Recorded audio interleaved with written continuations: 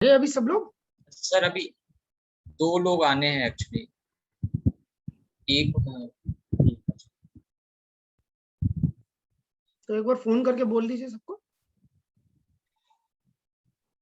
जी sir. सबको बोल दीजिए कनेक्ट हो जाए।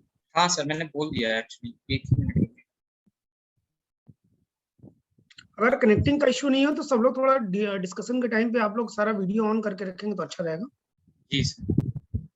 Guys I request you to turn on your videos.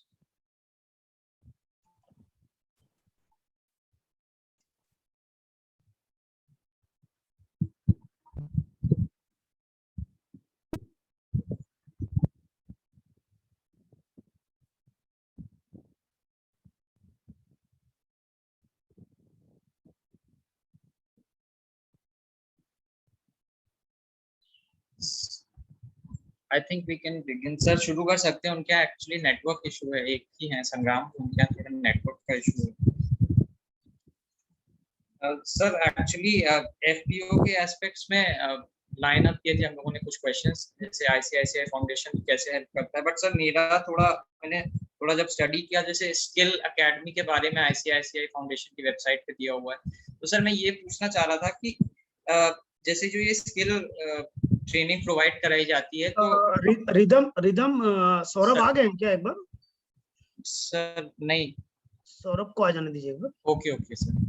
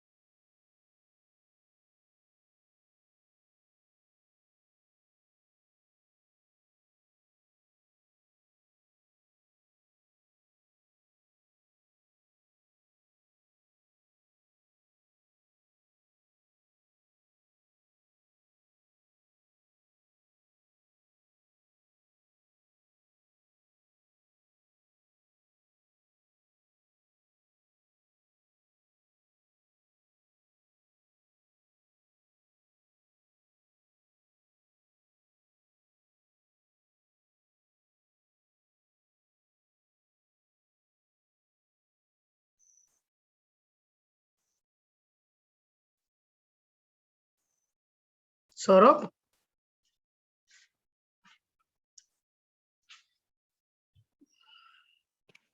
Saurabh sir connect नहीं हो पा रहे हैं, आप लोग स्टार्ट कर लीजिए। ओके जी क्षितिज स्टार्ट करें। हाँ स्टार्ट करते हैं। Okay sure. या Ridham good evening. I think हाँ गुड इवनिंग। और कैसे हैं सब लोग आप लोग? Good evening, sir. We're all good. Thank Yeah. you. Good evening. Yes. We are fine, sir. चलिए रिदम आप एक बार ऐसा करते हैं कि वी विल इंट्रोड्यूस, हम लोग आपस में एक बार एक दूसरे को थोड़ा जान लें। जी तो it sir. Is better for us कि हम लोग किस फ्रेमवर्क में, और तब तक सौरभ भी ज्वाइन कर लेंगे। जी सर। ठीक है। मेरा नाम राजीव है और मेरा नेटिव मैं उत्तर प्रदेश से ही हूँ। And I did my MBA from Allahabad university. And last 15 year से हम लोग डिफरेंट ऑर्गेनाइजेशन से रूरल डेवलपमेंट में हम काम कर रहे हैं। और अभी जस्ट लास्ट 3 ईयर से हम आईसीआईसीआई फाउंडेशन में यूपी का eastern and central UP and Bundelkhand region हम देख रहे हैं। एंड हमारे साथ में क्षितिज है। क्षितिज please. Hello everyone. It's good to be present among you all, young and aspiring professionals. I'm Kshitij Thakur from ऐसे तो I'm a native of Raipur, Chhattisgarh. I'm working in Western UP part and Uttarakhand part in ICSA Foundation as a project manager. I'm having around 13 years of experience in various domain of development sector. So I have experience with FPOs, MSMEs, agricultural and sustainability. So these are the primary sectors where I have worked. So it is good to be present among you and exciting. We should start some discussions. Thank you. I request Disha to introduce herself. Disha. Good evening, everyone. My name is Disha Agrawal. I basically belong from Jaipur, Rajasthan. I'm basically a management student, but after working in a bank for 2 years, I decided to change my sector and come and work in the social development sector. So I joined rural development course at Tata Institute of Social Sciences, Tuljapur. And presently, we are actually doing our field work. This is our first field work for which we have, all of us have associated ourselves with Model Gaon. And hopefully, I'm looking forward to this interaction today. And thank you. Anyone, Prachi, Ashish, Sidam would like to take forward. Please go ahead. Hello, everyone. My name is Prachi Uike. I belong from Bhopal, Madhya Pradesh, and I have done my graduation in BCom Management Honors. Thereafter, I worked for a year and thought to switch my stream, and I am currently pursuing MA Social Work in Rural Development from TISS Tuljapur, and I'm hopeful that we'll gain much insights about FPO, its operations through you, sir, both of you. Thank you. Sidam? Ashish, can you continue, please? Thank you, Ridham. Good evening, sir. Myself, Ashish Sahu. I am from Baitul, Madhya Pradesh. I did my graduation in mechanical engineering from Bhopal, Madhya Pradesh. After that, I worked 2.5 years in a startup, and then I joined my master's in Tuljapur, and I'm doing it with special in rural development. So thank you, sir. Thank you, Ashish. Hi, everyone. This is Ridham Awasthi. I'm from Kanpur, Uttar Pradesh. I'm also a management student, mainly into international documentation. I worked with an international firm for international documentation, followed by working with a startup, gaming startup at Delhi. And now I'm studying rural development in Tata Institute of Social Sciences, Tuljapur campus. And I'm really excited about today's session. So looking forward to it, sir. Thank you. Sangram, are you there? Yeah. Yeah, please introduce yourself. Hi everyone, I'm Sangram. I'm from Jalandhar, Punjab. So I did my undergraduation in history honors from Ansraj College, Delhi University. And after doing that, I was interested in mainly rural history. So after that, I joined this. So that's currently going on. That is all from my side. So that's it from our side. Good afternoon, everybody. Good afternoon, Saurabh. Good afternoon, Saurabh. Rajiv sir, most welcome. Thank you. वो भी join कर रहे हैं sir? हाँ, क्षितिज है साथ में. Kshitij ji, good evening. Hello, good evening. कैसे हैं आप सौरभ जी? एकदम बढ़िया क्षितिज जी, एकदम बढ़िया. Rajeev sir, thank you so much, इतने शॉर्ट नोटिस पे आपने एग्री किया ये सेशन करने के लिए. और हम भी इसलिए आपके पीछे पड़े थे क्योंकि ये स्टूडेंट्स बहुत एंटरप्राइजिंग हैं, काफी ब्राइट स्टूडेंट्स हैं, तो इनको हम जितने अच्छे लोगों से इनपुट दिला सकें उतना मेरे लिए भी बड़ा सेटिस्फाइंग था. तो मैंने कहा इसको अरेंज करते हैं और इसको हम बहुत ही इंटरैक्टिव फॉर्मेट में लेके चलेंगे सर. पीछे से कुछ बैकग्राउंड रहा है जिसमें ये जो ग्रुप है स्टूडेंट्स का और इनका कुछ हमारे सरपंचेस के साथ इंटरेक्शन हुआ, कुछ हमारे एफपीओ ओनर्स के साथ हुआ. तो मेरे दिमाग में ये था कि हम एफपीओ के जितने भी एस्पेक्ट होते हैं फॉर और अगेंस्ट, क्योंकि आपने एक्सटेंसिवली इतना, आप करंटली भी एफपीओ के साथ इन्वॉल्व हैं और आप डायरेक्टली फार्मर लेवल में इन्वॉल्व हैं, तो जो प्रोज एंड कॉन्स दोनों हैं वो एक हम इनके साथ डिस्कस करें.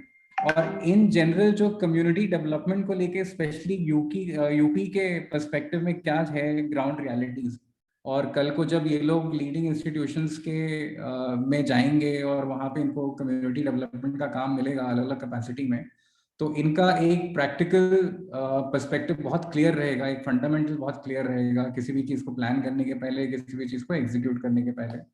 तो and everybody, he is of course Mr. Rajiv Kushwaha. He is heading ICICI Foundation's activities in UP. He is personally my guide as well. Social space में जितना भी, even personally whatever I know, sir का बहुत contribution रहा है in teaching me how things are done. तो I keep asking him questions and कभी मैं फंसता हूँ पर्सनली तो Rajiv sir is my go to person. He is very cooperative, बहुत हेल्प करते हैं मेरे को। तो what I do now is I am opening the floor now through your questions. We will structure this interaction through your questions. आपके जैसे question रहेंगे उस पे एंड उसके अराउंड जो भी सर को पर्सपेक्टिव रखना है वो आपके सामने वो रखेंगे एंड ऐसे फिर हम चीजों को कवर करते हुए चलेंगे। तो over to you Ridham, Disha, Sangram, Ashish, everybody. Thank you sir. Just हम लोग भी चाहेंगे कि ये भी हमारे लिए भी बहुत अच्छा लर्निंग है कि एज ए यूथ आप लोग इस डेवलपमेंट सेक्टर में आने के लिए बिल्कुल जस्ट अभी स्टार्टअप किए हैं और हम लोग कोशिश करेंगे ये 1 घंटे के सेशन में हम और क्षितिज दोनों लोग मिलके, क्षितिज चूंकि वेस्टर्न यूपी और उत्तराखंड का पूरा एक अलग पर्सपेक्टिव देख रहे हैं, तो हम लोग कोशिश करेंगे कि आप लोगों को जो भी डिस्कशंस हैं एक पॉजिटिवली हम लोग उसको रिस्पॉन्ड कर पाए। Before starting, I will just share with some detail about the ICICI Foundation. Actually, वो थोड़ा सा brief background एक बार अच्छा रहेगा। ICICI Foundation for Inclusive Growth is a part of the ICICI Bank Group, and before this CSR built in 2013, काफी times पहले से हम लोग as a voluntary ICICI bank और ICICI ग्रुप हम लोग एज ए CSR एक्टिविटीज हम लोग कर रहे थे, जो कि प्राइमरली अगर देखें तो हमारा जो मेजर ऑब्जेक्टिव हुआ करता था उसमें में health sanitation plus primary education में बहुत ढेर सारे इनोवेशन हम लोगों ने स्टार्ट किया था MP से एंड फिर लेटर ऑन उसको एक्सटेंड किया हम लोगों ने राजस्थान, जोधपुर और जयपुर एरिया में। एंड इससे इन दोनों एरियाज में स्पेशली फोकस ये हमारा था कि प्राइमरी एजुकेशन को, क्वालिटी ऑफ एजुकेशन में कैसे एक्टिविटी बेस्ड लर्निंग प्रोग्राम को कैसे इनहेंस किया जाए और एक नया पीढ़ी को कैसे हम लोग नेशन में कैसे कंट्रीब्यूट कर पाए, उसमें हम लोगों ने काफी काम किया। बट लेटर ऑन जैसे थोड़ा सा बहुत ढेर सारा करीबन 10 इयर्स का एक्सपीरियंस के बाद हमको ये रियलाइज हुआ कि इसमें थोड़ा सा हमें और भी चीजें एस्पेक्ट्स छूट रहे हैं, हमको उनके ऊपर भी ध्यान देने की जरूरत है। फिर सिमिलरली हम लोगों ने स्किल एकेडमीज को भी टारगेट किया और स्किल एकेडमीज हम लोगों ने रन करना स्टार्ट किया, क्योंकि कुछ लेगेसीज हम लोगों को एज ए ऑर्गेनाइजेशन हम लोगों को एज ए बैंकर हम लोगों को मिला था, तो उसी लेगेसी को और हम लोगों ने उसको आगे बढ़ाया और देन जोधपुर और जयपुर में हम लोग वहाँ RCTs रन कर रहे हैं और it is glad for us, is honoured for as a ICICI employee कि पिछले 5 सालों से हम लोग लगातार बेस्ट RCT का अवार्ड इंडिया का हम लोग लगातार जीत रहे हैं और हम लोगों ने अभी तक जो भी डेकोरम और मेंटेन किया, इवन जो भी अर्बन पॉपुलेशंस हैं, जो अनएम्प्लॉयमेंट यूथ है, लड़के लड़कियां हैं, जो ड्रॉप आउट्स हैं, उन सबको हम लोग कोशिश कर रहे हैं कि ऐसे मेन स्ट्रीम में as a employment generation, sustainable employment में कैसे उनको हम लोग लिंक कर पाए। और अभी तक अगर देखें तो पिछले 10 सालों की जर्नी में हम लोगों ने तकरीबन 5 lakh plus as a individual लोगों को ट्रेंड करके उनको प्लेसमेंट्स कराए हैं। एंड ये जितनी भी स्किल एकेडमीज हैं पैन इंडिया हम लोग काम कर रहे हैं हर एक स्टेट्स में। कुछ एक स्टेट्स ऐसे हैं जहाँ पे ये एकेडमीज दो या तीन भी हैं, यूपी, राजस्थान और MP, इसमें 2-3 स्टेट्स ऐसे हैं जहाँ पे हम लोगों ने स्किल एकेडमीज 2 या 3 सेंटर्स हम लोगों ने, सैटेलाइट सेंटर्स हम लोगों ने ओपन किया हुआ है। दूसरा पार्ट है, जब ये स्किल एकेडमीज करने के साथ ही साथ हम लोगों ने देखा कि रूरल कम्युनिटीज, रूरल यूथ को भी और फार्मर्स को, मार्जिनल सेक्शंस को भी कुछ बहुत ढेर सारा हमारा अपॉर्चुनिटी हमारा जरूरत है।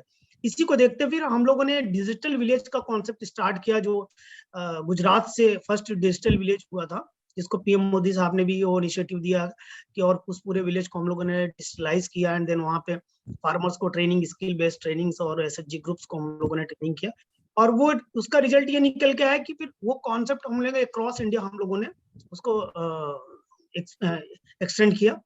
एंड अभी तक का जो जर्नी है तकरीबन 4,500 प्लस विलेजेस तक हम लोग का रीच है और हम लोगों ने अभी उन विलेजेस के माध्यम से ये देखने को आया कि जो अपॉर्चुनिटीज रूरल एरियाज में है, जो रूरल मार्केट में है, जो रूरल मार्जिनल सेक्शंस में जो अभी भी लोग इंतजार कर रहे हैं बहुत ढेर सारा डेवलपमेंट के लिए, उसके लिए हमारा एक अपॉर्चुनिटी था कि हम लोग उनके साथ मिलें, उनके घर तक बैठे, उनसे बात करें और उनके डेवलपमेंट के बारे में बात उनके द्वारा ही बनाए हुए प्रोग्राम के माध्यम से करें।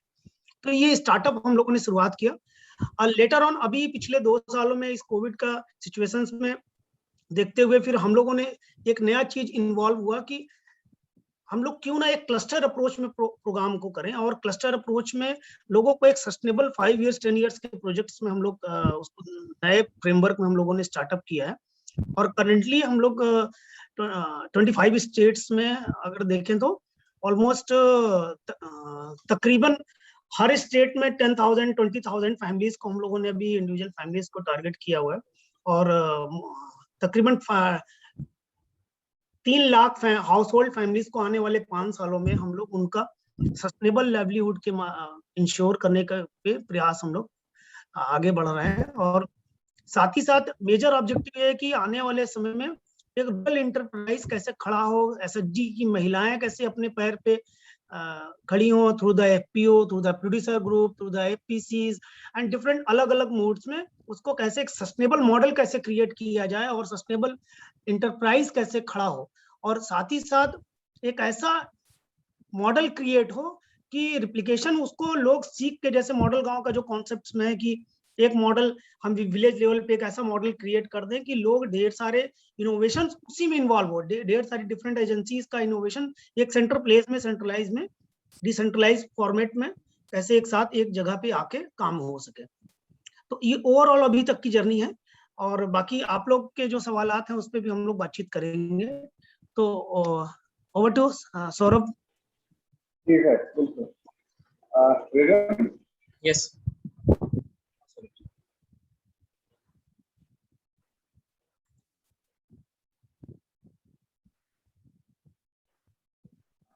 आई थिंक सौरभ जी का कनेक्शन कुछ इशू हो गया।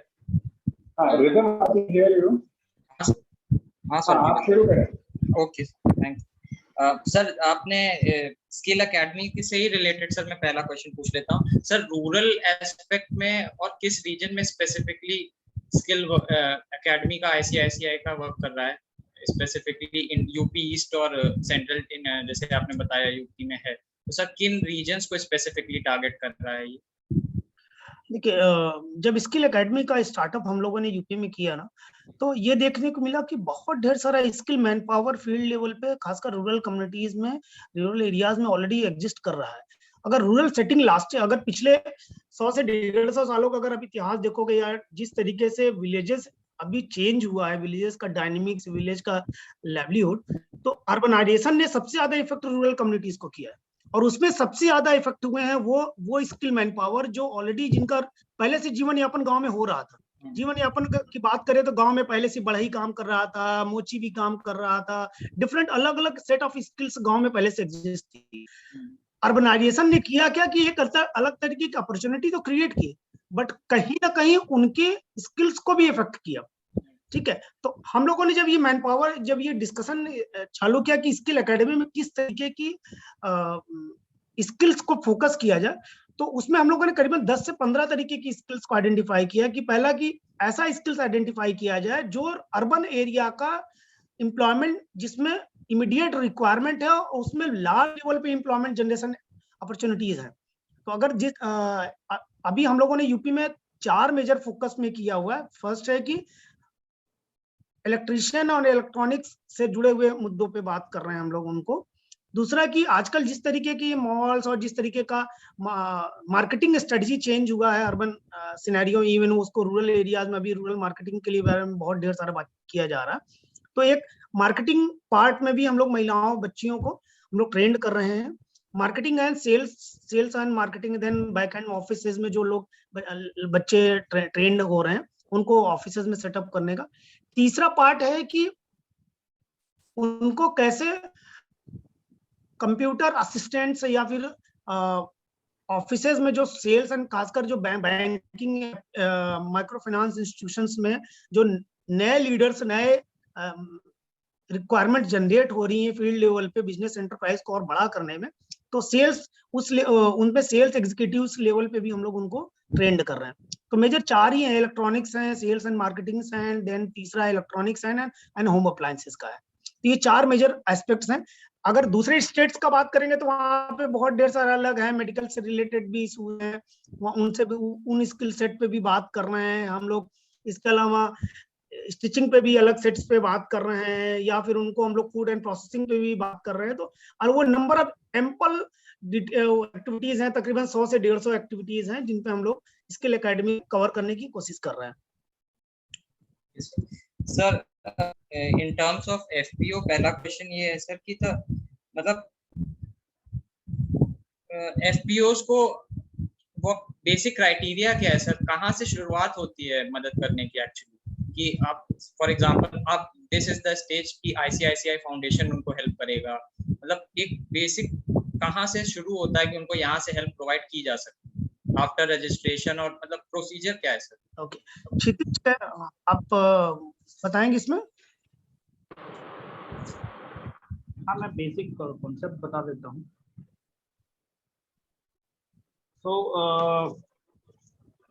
हाँ, रिदम जो आपका सवाल था कि एफपीओ को कैसे सपोर्ट करते हैं। So primarily first of all we need to understand कि वाई एफपीओ, हम एफपीओ बना क्यों रहे हैं। तो ज़्यादातर आपने देखा होगा कि एफपीओ बनाने का ऑब्जेक्टिव जो होता है वो ये होता है कि benefit of aggregation, benefit of economics वो जो है वो फार्मर्स को मिल सके। ज़्यादातर केस में आप फार्मिंग को जब स्टडी करेंगे तो फार्मिंग में स्टार्टिंग फ्रॉम इनपुट मतलब backward linkage, production and then post harvest management, और उसके बाद पोस्ट फॉरवर्ड लिंकेज, ये चारों जो सेक्टर्स होते हैं, चारों जो डोमेन होते हैं, इसमें फार्मर को हर जगह specially we focus on marginal farmer, जो स्मॉल फार्मर होते हैं, स्मॉल और मार्जिनल फार्मर, तो उनकी लैंड होल्डिंग ऐसे ही कम होती है एंड उनको कोई भी चीज़ को लेने के लिए, कोई भी चीज़ को परचेस करने के लिए cost involve is too much. तो इसीलिए बोला जाता है कि फार्मिंग जो है वो फर्स्ट चॉइस प्रोफेशन नहीं रहा है, क्योंकि लोगों का कॉस्ट इतना ज़्यादा हो गया है।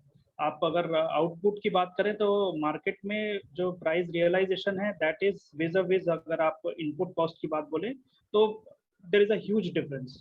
तो हम लोग का जो ऑब्जेक्टिव होता है वो ये होता है कि एग्रीगेशन का बेनिफिट मिले किसी भी स्तर पे, चाहे वो रॉ मटेरियल प्रोक्यूरमेंट हो, चाहे वो प्रोसेसिंग हो, चाहे वो पोस्ट हार्वेस्ट मैनेजमेंट हो या मार्केटिंग हो।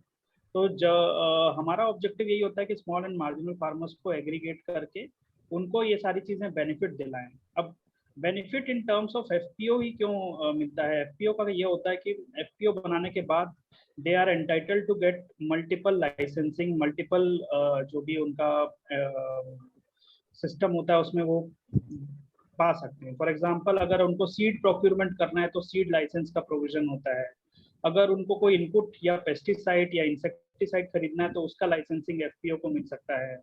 FPO will have its own GST, तो उन लोग फार्म मैनेजमेंट या मशीन मैनेजमेंट से रिलेटेड चीज़ें प्रोक्यूरमेंट कर सकते हैं। एफपीओ के पास मंडी लाइसेंस हो सकता है, तो they can actually sell and buy products outside, जो भी उनका परव्यू है उसके बाहर भी जाके भी आजकल कर सकते हैं। ई नाम में FPOs are having good priorities, तो उसमें भी उनको अच्छा लिवरेज मिलता है। सो ऑल इन ऑल अगर आप देखेंगे तो through FPO they can get multiple access to benefits, and FPO will be our एक तरह से आप बोल सकते हैं platform which will help them to actually get the benefits of aggregation या economies of scale. Okay, thank you. इसी पे फॉलो अप क्वेश्चन एक्चुअली है कि how far the support is extended, मतलब जैसे कि उसको स्टैब्लिश कराने से लेके या मतलब कितने साल या ड्यूरेशन क्या रहती है वो सेल्फ सफिशिएंट हो जाए एफपीओ, क्योंकि कभी कभी क्या होता है एफपीओ रजिस्टर हो गई, स्ट्रगल कर रही है, तो स्ट्रगलिंग प्रोजेक्ट्स पे भी सीएसआर एक्टिविटीज होती हैं, या देयर इज अ लिमिट कि यहाँ तक वी कैन सस्टेन, या इनको हेल्प करते हैं जब तक ये सस्टेन कर जाए उसके बाद भी लीव देम, तो इन दैट देखिए अल्टीमेटली तो हमारे प्रोजेक्ट का ऑब्जेक्टिव ये है कि सस्टेनेबिलिटी आए किसी भी चीज़ में। We don't want to get into something जिसमें लाइफ लॉन्ग डिपेंडेंसी बन जाए, चाहे वो ऑर्गेनाइजेशन हो, एफपीओ हो या कम्युनिटी हो। सो किसी भी चीज़ को करने का ऑब्जेक्टिव यही होता है कि हम लोग अगर कोई एफपीओ बहुत स्ट्रगलिंग एफपीओ है तो हम लोग उसको कैसे सपोर्ट कर सकते हैं। The objective is to assess the present condition of FPO, what would be our interventions, and we design a plan of 4 years, 5 years down the line where we want to see that FPO. So जो भी support चाहिए होता है in terms of marketing, in terms of उनको branding, in terms of उनको procurement, in terms of processing, post harvest management, जो भी उनको चाहिए होता है, that we decide, that we determine and then we work on it. So इसको करके हम लोग we want to make a sustainable institution. That's it. In that very sense, how far the friction is experienced?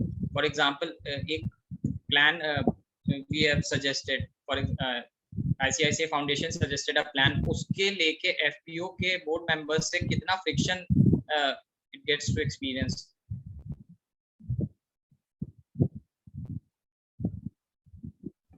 I'm sorry, I could not get your question. Could you please repeat it?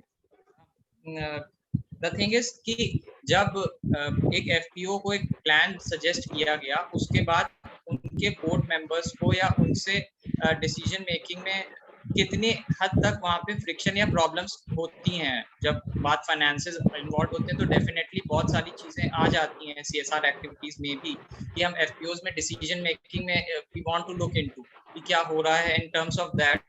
तो कहाँ तक उनसे problems create होती हैं? Times ऐसा होता है कि पार्टनरशिप ब्रेक होने तक की बात आ जाती है. तो इस तरीके के एस्पेक्ट में कब चीजें आती हैं?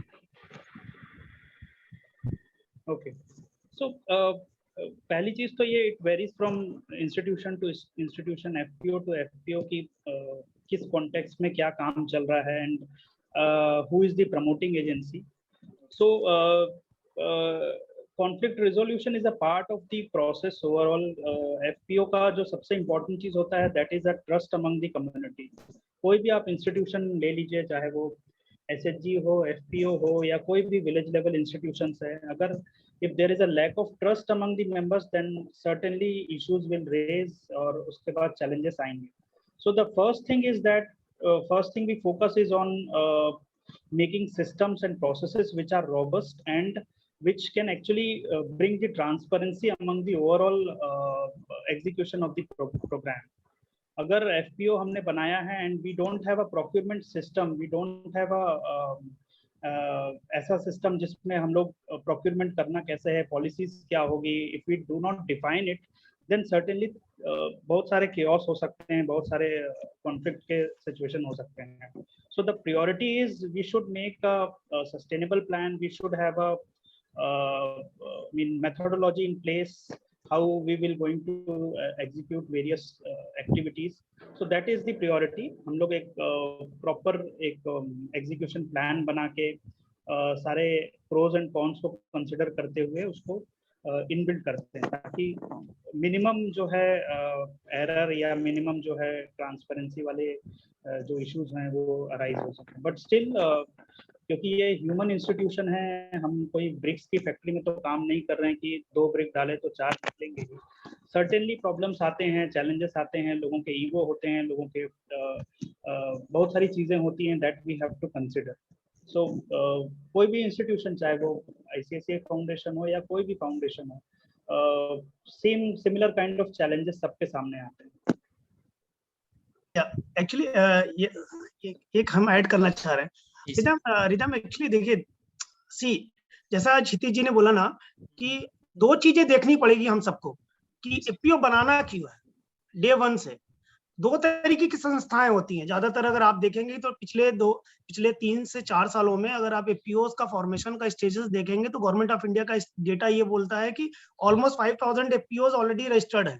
और उनमें जब आप उनका कैटेगराइजेशन देखेंगे कि कितना डिफंक्ट है, कितना वर्किंग रियल में वर्किंग कर रही है, कितने बोर्ड ऑफ मेंबर्स अवेयर्ड हैं, कितने कितने नंबर ऑफ मेंबर्स इन्फॉर्म है, ये सारा अगर आप क्राइटेरिया देखेंगे ना तो आपको रियली में लगेगा कि केवल उनका परसेंटेज 10 से 20% से मैक्सिमम ज्यादा नहीं होगा. इवन लास्ट ईयर का अगर एक्सपीरियंस है, इवन इस साल का अगर टारगेट देखें तो 10,000 FPOs बनाने का प्रोसेस गवर्नमेंट ऑफ इंडिया ने टारगेट रखा हुआ है. But how it be possible? Is it possible कि 10,000 FPOs बनाने के लिए ग्राउंड रियलिटीज क्या है? अगर आप जब भी ग्राउंड रियलिटीज चेक करते हैं तो जो क्षितिज जी ने बोला कि आपके पास सिस्टम प्रोसेस क्या है. अगर इफ FPO रिक्वायरमेंट की FPO बनाना रिदम की जिम्मेदारी है या FPO बनाने की जिम्मेदारी हम 8 लोगों की है, तो that make two different ideologies. ठीक, अगर रिदम की जिम्मेदारी है तो rhythm is coming from somebody as ICICI foundation. Rhythm आएगा और बोलेगा कि यार चलो राजीव, दिशा, संग्राम, क्षिति, चलो हम लोग एक एफपीओ बनाते हैं यार, मेरे को जॉब करनी है और मेरी सैलरी है यार, मेरे को करना है, तो चल भी मिलकर 8-10 लोग बना लेते हैं। ठीक है, और तुम बोर्ड मेंबर बन जाना, दिशा तुम डायरेक्टर बन जाना, और प्राची तुम ये बन जाना, कोषाध्यक्ष बन जाना, तुम मैनेज कर लेना। ठीक है ना, दैट इज द एक वन अप्रोच। सेकंड अप्रोच की हम 8 लोग मिलके हम रिदम के पास जाएं और बोलें कि यार मेरे पास ये सेटअप इश्यूज हैं और हम लोग इस इश्यूज को रिजॉल्व करने के लिए हम आपसे मदद चाहते हैं। सो रिदम इज सजेस्टेड कि नहीं राजीव और दिशा, संग्राम, आशीष, क्षितिज, आप लोग को यार मैं एक सोल्यूशन देता हूं कि आप एक एफपीओ क्रिएट करो। तो ये फिर हम पूछेंगे एफपीओ है क्या, एफपीओ होता क्या है, डिटेलिंग क्या है, कौन लोग जुड़ सकते हैं, क्यों जुड़ सकते हैं, क्या करेंगे, इसके क्या प्रो एंड कॉन्स है। तो demand is come from community, not the board of director and somebody is organization. ठीक है, एंड ये जो डिफरेंशिएशन ऑफ वर्डिंग है ना, ये एज ए यंग लीडर हमको समझना पड़ेगा कि रिक्वायरमेंट किसकी है। जनरली होता क्या है कि आप कम्युनिटी लेवल पे जब भी आप काम करते हो ना, तो हमेशा सिस्टम प्रोसेस हम मिलकर हम बनाते हैं। नोबडी हैज थिंक अबाउट कि वो इलिटरेट महिला, वो जो ट्राइबल महिला को भी सिस्टम प्रोसेस बनाना आता है, बशर्ते वो शब्दों का आपके फ्रेमवर्क में नहीं आ पाएगा, आपको उसको अपने फ्रेमवर्क में डालना पड़ेगा। दैट इज द अलग इश्यू। ठीक है, तो हमको ये देखना पड़ेगा कि एफपीओ की परिभाषा हमारी नजर में क्या है। अगर ये एफपीओ की परिभाषा ये है कि आईसीआईसीआई फाउंडेशन एक लोकेशन पे एफपीओ बनाने के बाद 3 इयर्स या 5 इयर्स के बाद वहां से स्विच कर रहा है, तो वो एफपीओ आने वाले 100 सालों तक चलने वाला है। अगर ये मेंटालिटी है और उस कम्युनिटी के फोकस में उनका रियल इश्यूज को एड्रेस करते हुए हमने एफपीओ क्रिएट किया, तो डेफिनेटली आज करीबन 10-15 एफपीओ ऐसी हैं जो रिनाउंड है, वर्ल्ड लेवल रिनाउंड एफपीओ। आप जाके विजिट करिए और देखिए कि क्या सिस्टम प्रोसेसेस है। तो इश्यूज एड्रेस प्राइमरी फोकस है कि बनाना क्यों है। Second, timeline decided by the community, not for the organization. अगर कम्युनिटी प्रोएक्टिव है, कम्युनिटी को बनाना है कि इससे बनाने से हमारी घर की परेशानियां, हमारे समाज की परेशानियां, हमारे खेत की परेशानी, हमारा प्रिक्योरमेंट की परेशानी, हमारा लाइसेंसिंग की परेशानी, मेरे गांव से जितना पैसा बाहर जा रहा है उसको रोकने की परेशानी, हर तरीके की परेशानी दूर करने के लिए अगर मुझे एफपीओ बनाना है, तो that will be sustainable model. It will take times, it will take times. आपको हाथ जलाना पड़ेगा, आपको गांव में जाके गाली सुननी पड़ेगी, आपको जाके एक सिमिलर कम्युनिटीज को, एक बेंचमार्क, एक ही इनकम ग्रुप के, एक ही कास्ट के लोगों को एक जगह इकट्ठा करके बात करना पड़ेगा। If somebody is there is a two things we have in last organization we both or Kshitij and we have done हम लोगों ने हाथ गंदे किए हैं in Reliance Foundation। we have to work together in last 5 years। ठीक है, और हम लोगों ने तो एक एफपीओ जनरली बहुत ढेर सारा, अभी आप लोग भी बहुत ढेर सारा स्टडीज कर रहे होंगे, देख रहे होंगे, तो जनरली लोग बोलता है एफपीओ 1 साल में बन जाएगा। एफपीओ तो 2 दिन में बन जाएगा। There is a 2 days, only 2 days there is a FPO registration. But क्या वो एफपीओ है? क्या हम एफपीओ की जो परिभाषा है, जो थीम है, जिससे क्या हम जस्टिफिकेशन कर रहे हैं क्या? तो ये हमको एज ए यंग लीडर हम सबको सोचना पड़ेगा। इवन चूंकि आप लोग अभी जस्ट एक लर्निंग स्टेजेस में, आप लोग आने वाले समय में किसी संस्था के साथ जाएंगे, अपना बिजनेस एंटरप्राइज खड़ा करेंगे, तो आपको ये देखना पड़ेगा कि क्या रियल सिचुएशन को हम एड्रेस कर रहे हैं और उससे हम कितना चेंज लाना चाह रहे हैं।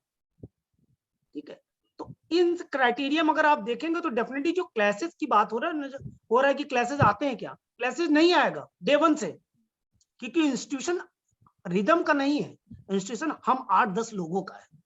Rhythm as a technical partner, so ICICI foundation हम लोग एज ए सीएसआर रोल में, हम लोग भी उसी रोल को ही केवल निभाते हैं कि एज ए इंस्टीट्यूशन हम कैसे किसी भी समस्या को दूर करने में एज ए बाहर से कैसे सपोर्ट कर सकते हैं, रादर देन कि उस पूरे प्रोसेस को इन्वॉल्व करने के बजाय। ठीक है, thank you so much sir. Disha, can you start with the questions please?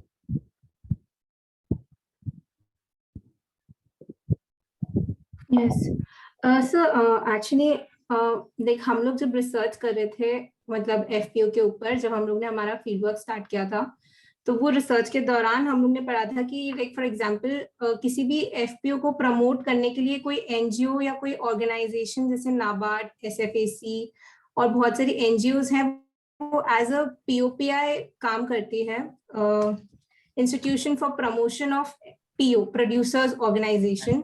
तो वो जो इंस्टीट्यूशन है जो किसी एफपीओ के साथ जुड़ के उनकी हेल्प करती है उनको प्रमोट करने में, उस इंस्टीट्यूशन के पर्सपेक्टिव से हम समझना चाह रहे थे कि क्या चैलेंजेस आते हैं ग्राउंड पे जब हम किसी एफपीओ को।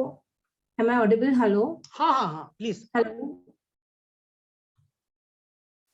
हेलो दिशा कंटिन्यू, बोलिए, आपका आवाज आ रहा है। ओके सर, एक्चुअली ओके, सो हम ये समझना चाहते थे कि क्या चैलेंजेस रियलिटी में जब हम लोग ग्राउंड पे काम करते हैं एफपीओ के साथ, तो ऑन ग्राउंड क्या चैलेंजेस फेस करने पड़ते हैं जब हम किसी एफपीओ को प्रमोट करने के लिए जाते हैं। तो क्षितिज, Hello. Yeah, am I audible? Hello. Yes sir, yes sir. Yeah. So Yes, sir. FPO के कॉन्टेक्स्ट में जो आप क्वेश्चन पूछ रहे थे कि एज अ POPI या कोई भी प्रमोटिंग इंस्टीट्यूशन है, POPI तो it's a framework of NABARD या SFAC का जो भी होता है। So there are multiple type of method by which one can promote an FPO। तो जो मेजर अगर आप चैलेंजेस देखेंगे या जो ये आते हैं, इश्यूज आते हैं, there are different compartment in FPO। मतलब अगर आप देखेंगे तो स्टार्टिंग फ्रॉम उनका गवर्नेंस, उसके बाद उनका रजिस्ट्रेशन, उसके बाद उनका production, processing, marketing, so multiple level पे अलग अलग चैलेंजेस आ सकते हैं। फॉर एग्जाम्पल अगर आप FPO का प्लानिंग ही करते हैं तो कॉन्सेप्ट सीडिंग में it takes a lot of time. मतलब you have to make people understand कि वाई FPO क्यों बनवा रहे हैं, उसमें कौन मेंबर हो सकते हैं, व्हाट आर द मेंबरशिप और शेयर होल्डिंग में क्या डिफरेंस होता है। ऐसे करके देयर आर बहुत सारी चीजें होती हैं that one has to make the community understand. So governance से रिलेटेड चीजें होती हैं। उसके बाद यू हैव लॉट ऑफ ज़्यादातर FPOs होते हैं विच आर रजिस्टर्ड अंडर आपका मिनिस्ट्री ऑफ कॉर्पोरेट अफेयर्स। तो उसमें बहुत सारे लीगल चैलेंजेस होते हैं। For example you have to arrange PAN DIN of shareholders of the board of directors. तो उनका पैन कार्ड लेना, उनके लिए डिन बनाना, उनको ये सब चीज़ें समझाना। स्पेशली विलेज के कॉन्टेक्स्ट में community is not that much literate. उनको they are very fearful कि क्यों FPO बना रहे हैं, why they are taking our legal documents। so ये सब चीजें उनको explain करने में it takes lot of time। so concept seeding is the most important part। if you have good promoting agency involved in concept seeding, clarifying all their doubts, तो यहाँ पे एक थोड़ा easy हो जाता है। उसके बाद second thing होता है कि FPO के हमारे bylaws बनाना, आपके MOA, AOA ये सब ड्राफ्ट करना। तो that again requires lot of technical inputs and lot of trust among the community and the promoting institution. तो जब आपको उनके रूल्स या उनके रेगुलेशंस को समझाना, उसको ड्राफ्टिंग करना, then you have to vetted it with the competent CA या जो भी आपका CS होता है उससे कराना। सो ये सब चीज़ें जो चैलेंजेस होते हैं गवर्नेंस से रिलेटेड ये होते हैं। आपके बोर्ड ऑफ डायरेक्टर्स का सिलेक्शन करना, then again board of directors में भी you have to be very cautious कि ज़्यादातर जगह ऐसा होता है कि वुमेन बोर्ड ऑफ डायरेक्टर्स को प्रमोट करना। और स्पेशली अगर आप कुछ एरियाज की बात करें, मध्य प्रदेश, राजस्थान, जहाँ पे महिलाएं उतना आसानी से घर से नहीं निकलती हैं, तो then again it becomes huge task कि आप महिलाओं को कैसे बाहर लाएंगे and that too in a governing body. तो उसमें लाने के लिए चैलेंजेस होते हैं आपको। वंस आपका FPO रजिस्टर्ड हो गया, आपने सारी चीज़ें बना ली, उसके बाद then you have to mobilize fund, membership fees, आपका शेयर होल्डिंग के लिए भी आपको उनको लोगों को समझाना होगा कि भाई why they are contributing towards share, membership fees क्यों देना है, वाई इट इज़ इम्पोर्टेंट। तो ये सब चैलेंजेस जो हैं जो इनिशियल लेवल पे आपको प्री आप बोल सकते हैं फॉर्मेशन ऑन एफपीओ, ये सब चीजें होती हैं। फॉर्मेशन के बाद then you have lot of things which you have to do simultaneously, like आपको एक 5 years का पर्सपेक्टिव से बिजनेस प्लान बनाना, what would be the component of the business plan, how the FPO wants to see it after 5 years down the line, उसके लिए एक visioning exercise with the board of directors वो आपको करना। सो ये सब एक चैलेंजेस हैं। अगेन इसमें lot of involvement is required from the technical agency point of view. जब तक आप उनको हर एक चीज समझाएंगे नहीं, जब तक they don't understand each and everything, तब तक उनकी ओनरशिप उसमें लैक करेगी। ये सब करने के बाद there are multiple government schemes जिससे आप उनको लिवरेज करवा सकते हैं। For example FPO, again it becomes a clustered sort of thing. तो अगर आप 200-250 आपके पास किसान हैं, आपके पास कोई फार्मर्स हैं, तो again you can link them with various MSME schemes, NABARD schemes. ये सब चीज़ों का भी one has to have very good idea. MSME का स्फूर्ति स्कीम चलता है wherein you can promote एक क्लस्टर डेवलप कर सकते हैं of any processing post harvesting activities को लेके। सो नाबार्ड के बहुत सारे स्कीम्स होते हैं। देन यू हैव एसएफएसी के स्कीम्स होते हैं जिसमें आप इक्विटी और ग्रांट ये सब चीज़ें ले सकते हैं। तो ऐसे one has to have very good ideas about the schemes and अपने होने के साथ साथ the challenge is to disseminate the same kind of information to the community. हम तो बहुत easily we can google it and find a list of schemes, but that we have to deliver to the community और उसके बाद उसका ownership लाना is a challenge। इसके बाद फिर अगर आप देखें तो फेज वाइज जैसे जैसे एफपीओ अपना ऑपरेशन शुरू करेगा, तो जो भी एक्टिविटी कर रहे हैं, मान लीजिए वो सीड, इंसेक्टिसाइड, ये सब चीज़ों का काम शुरू करना चाह रहे हैं, तो then you have to get proper licenses उनके लिए। आपको जीएसटी रिटर्न्स फाइल करना है टाइम टू टाइम, जो सब लीगल कंप्लायंसेस होते हैं उनको फॉलो करते हुए। सो ये सब चीज़ें हैं जो आपको समय समय पे ध्यान रखना पड़ता है एफपीओ के लिए। आपको मीटिंग्स उनकी करानी पड़ती है, चाहे वो एनुअल जनरल मीटिंग हो या फिर आपको फोरम ज़रूरी होता है। तो ये सब चीज़ें आपको कम्युनिकेट करना टाइमली। तो ऐसे समय समय पे डिफरेंट चैलेंजेस आते हैं, डिफरेंट चीज़ें आती हैं which one has to take care of an FPO. I'm telling from the perspective of a promoting institution. बाकी FPO members को तो और भी दूसरे challenges होते हैं that you can always find. I hope I have answered some of your answers. Yes sir. Yes sir. Sir जिससे अभी आपने बोला कि एफपीओ मेंबर्स को भी थोड़ा चैलेंजेस होते हैं, अगर आप उस पर भी थोड़ा हमें ब्रीफ कर पाए तो, कि एफपीओ मेंबर्स को क्या चैलेंजेस होते हैं। देखिए सबसे बड़ा चैलेंज तो what I feel in any community is the trust building. अगर एफपीओ में ट्रस्ट बिल्डिंग नहीं है, if people do not believe, उनका कोई प्रीवियस एक्सपीरियंस खराब रहा है, अच्छा नहीं रहा, तो आपको अगर सब कुछ है उसके बाद भी आप एक अच्छा एफपीओ नहीं बना पाएंगे, तो आपको बहुत स्ट्रगल करना पड़ेगा। हम एफपीओ बेसिकली 2-3 चीज़ों से आईसीआईसीआई फाउंडेशन में बनाते हैं। देखते हैं हम उस एरिया में कि वहाँ पे कौन सा प्रोडक्ट जो है वो सरप्लस में है, कौन सा प्रोडक्ट जो है वो डेफिसिट में है। अगर सरप्लस में कोई प्रोडक्ट होता है then we plan for processing of product, और अगर कोई सरप्लस में है then we focus on productivity enhancement and best package of practices which can be opted in that area. तो ये सब चीज़ों करने के लिए one has to have good trust और कम्युनिटी का रिसेप्टिव होना बहुत ज़रूरी है। तो अगर कम्युनिटी का ट्रस्ट पहले किसी कारण से खराब रहा है तो then it becomes very difficult. Even board of directors जो उनके बीच के ही होते हैं वो भी they are not able to convince them. तो सबसे बड़ा जो मेरे हिसाब से चैलेंज है it is about trust building among the community. और इसके बहुत सारे कारण होते हैं, मतलब जो रीज़न हो सकते हैं कि ट्रांसपेरेंसी की कमी, या पहले कुछ उनका एक्सपीरियंस खराब रहा हो जिसमें they might have not got what they wanted. So multiple challenges हो सकते हैं कम्युनिटी के लिए। राजीव कुछ और ऐड करना चाहें तो राजीव बताएंगे। अगर प्रैक्टिकल एक्सपीरियंसेस अगर देखेंगे कि क्या चैलेंजेस आते हैं, तो जिस दिन आपने एफपीओ का सीडिंग स्टार्ट किया उसी दिन उसके बगल का 20 किलोमीटर 30 किलोमीटर के दूर के मार्केट में हलचल चालू हो जाएगा कि एक ऐसा इंस्टीट्यूशन बनना स्टार्ट हो रहा है जो हमारे बिजनेस को सबसे पहले प्रभावित करने वाला है।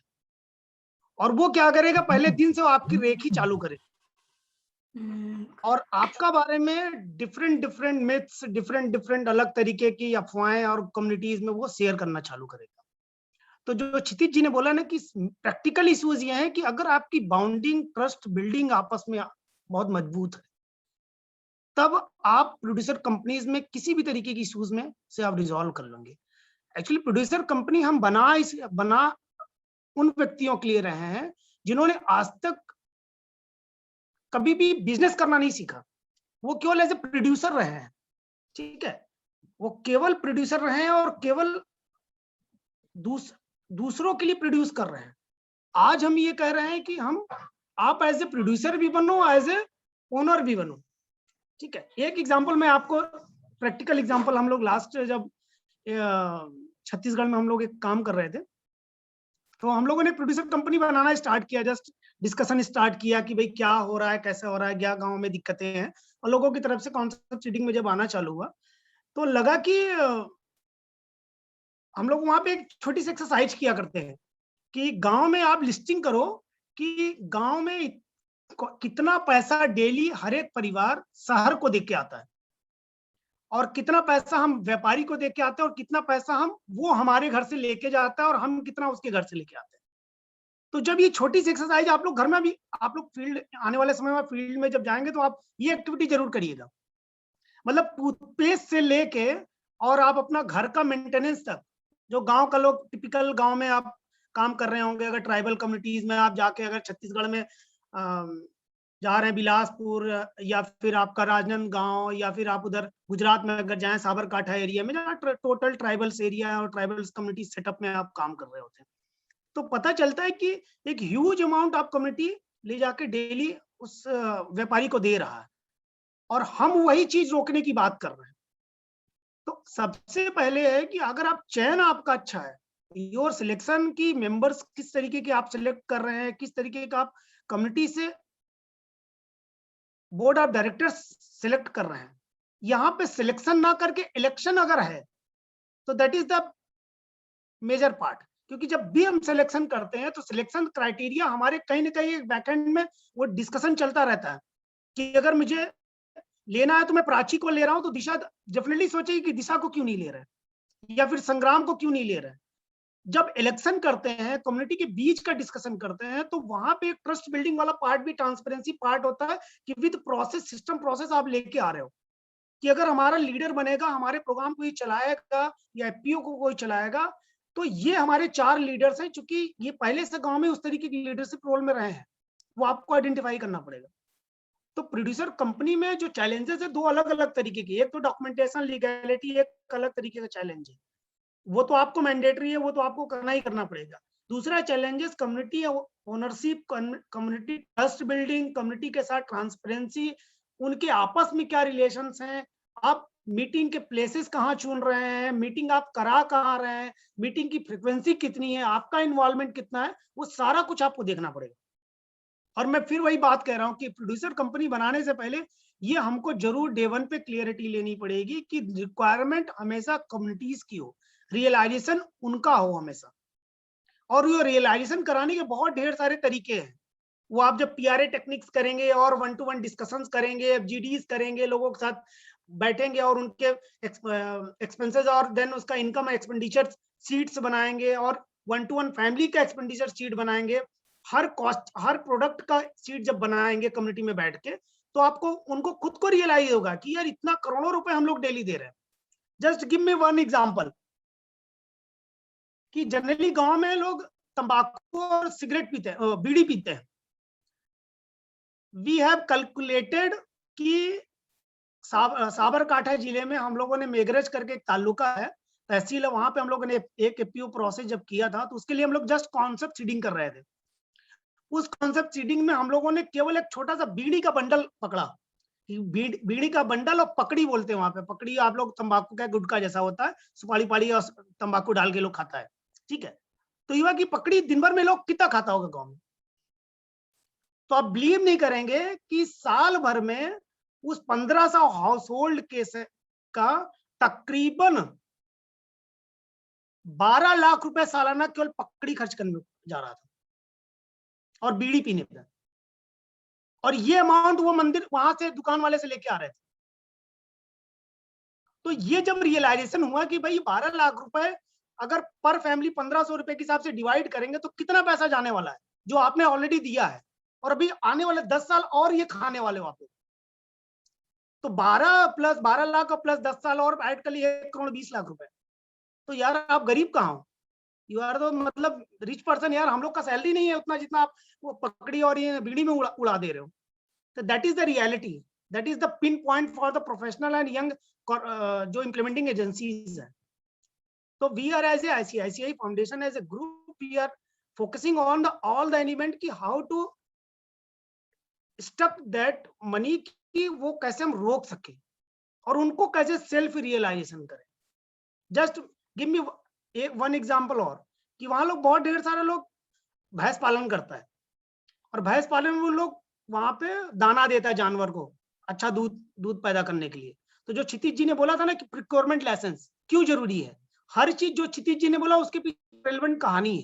जब आप फील्ड में जाएंगे तो आपको रेलेवेंट कहानियां दिखेंगी। अब आपको कीन ऑब्जर्वर बनना पड़ेगा कि कम्युनिटी में किस तरीके की रेलेवेंट कहानियां होती है। मतलब 50 किलो का एक बोरी फार्मर्स लेके आता है क्रेडिट में, उसको 1500 रुपए का पड़ रहा है और वो महीने में 4 बार लेके आता है, तो करीबन 6000 रुपए का वो हर महीने उसके यहाँ से लेके आ रहा है क्रेडिट में, क्योंकि इसके पास पैसे नहीं है। क्योंकि जब दूध देगा वो डेयरी में जाएगा, डेयरी वाला पेमेंट करेगा तब वो पेमेंट करेगा। और वो व्यापारी क्या करता है, वही 1500 की बोरी उसको 1600 रुपए में बोरी में देता है, क्योंकि उसको पता है कि 100 रुपए का इंटरेस्ट हुआ वो मेरा 1 महीने बाद पेमेंट करने वाला। तो जो प्रोड्यूसर कंपनी से रियलाइजेशन हम लोगों ने किया है कि भैया 1500 रुपए बोरी के पीछे आप 100 रुपए बोरी एक्स्ट्रा पे कर रहे हो, और ये सालाना महीने का अगर 1500 परिवार में 100 हर फैमिली 100 रुपए एक बोरी के पीछे खर्च कर रहा है, तो 400 रुपए पर फैमिली खर्च कर रहा है। और 1500 रुपए से आप डिवाइड कर लो, तकरीबन 4 लाख रुपए आपने उसको इंटरेस्ट दे दिया। That is the interest rate कि वो 30 से 40% से प्लस चला जाने वाला है।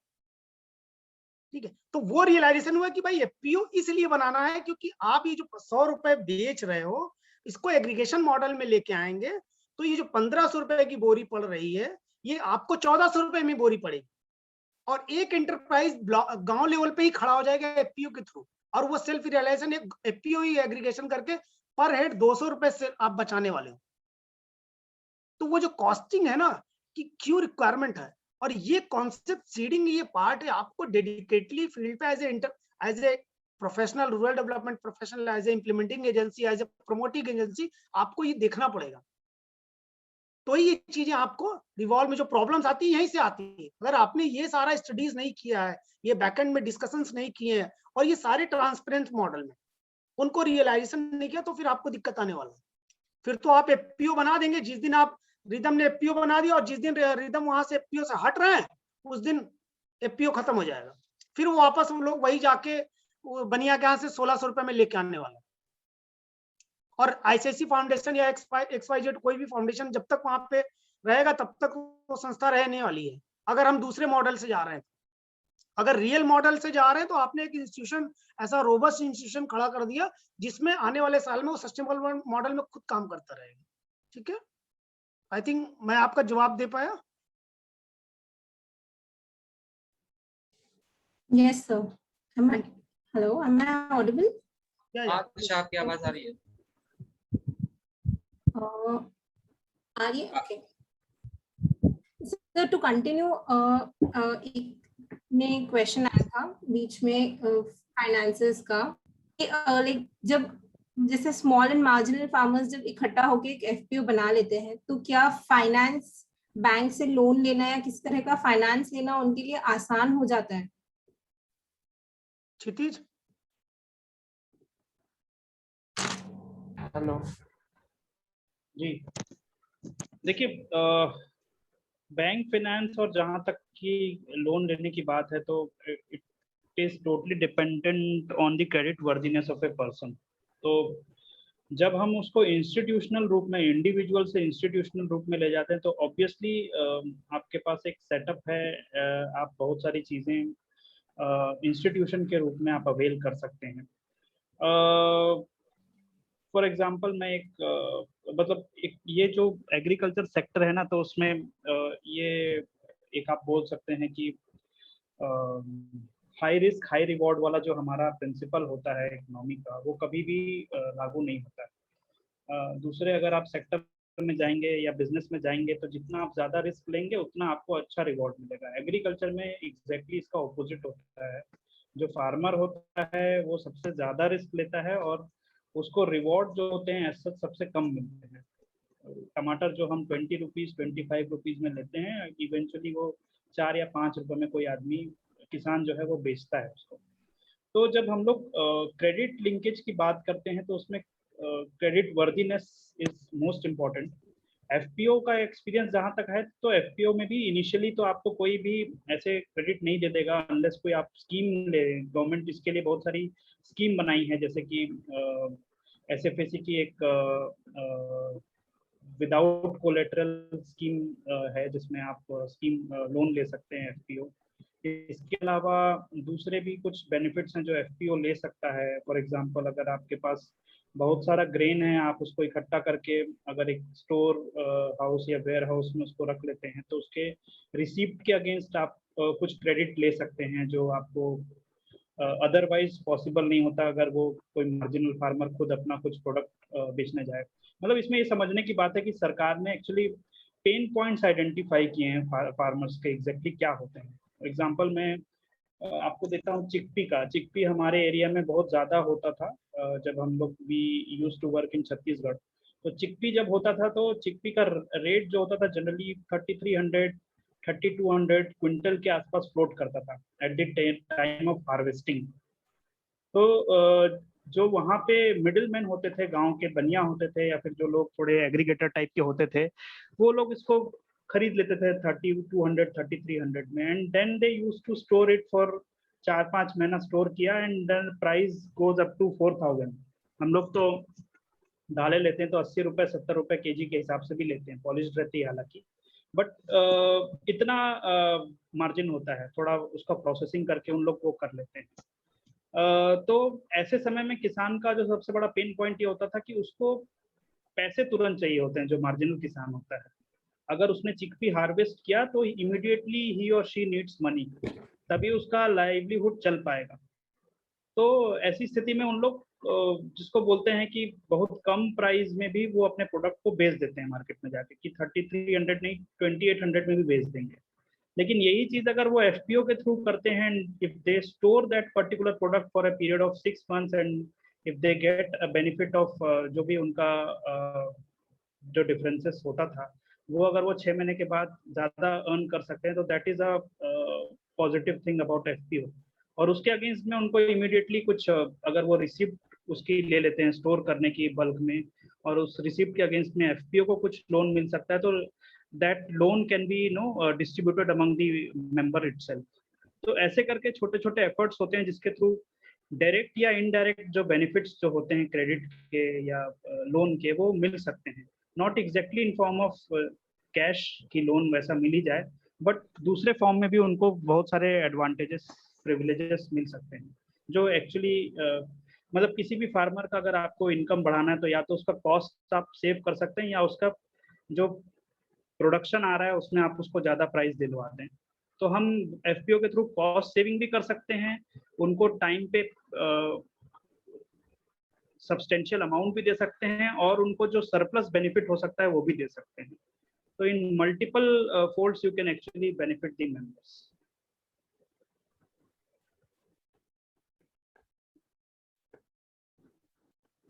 Thank you, sir. Anybody else would like to continue? Prachi, Ashish, or yes, sir. Sir जैसे कि अभी आपने बात की रिगार्डिंग कि आप एफपीओ मॉडल में cost saving and then price increase करना और अगर उनको सब्सटैंशियल अमाउंट चाहिए तो सर मैं ये जानना चाह रही थी कि financial flow from a promoters point of view वो किन लेवल्स पे हो सकता है, मतलब किस तरह से सपोर्ट होता है? I mean, like if एक FPO है और आप एज अ प्रमोटर, तो फाइनेंशियल फ्लो किस किस लेवल्स पे आ सकता है इन जनरल, अगर हम सिर्फ एक FPO की बात करें तो, या अगर आप उस जो FPO प्रमोटर्स का इंटरवेंशन FPO के ऑपरेशंस में किन लेवल्स पे है, अगर आप उसके बारे में हमें थोड़ा बता पाए।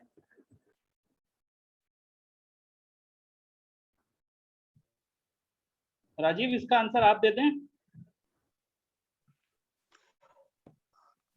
देखिए, फाइनेंशियल रिक्वायरमेंट्स पे 2-3 जगहों पे हम लोग देखते हैं as a promoter agency.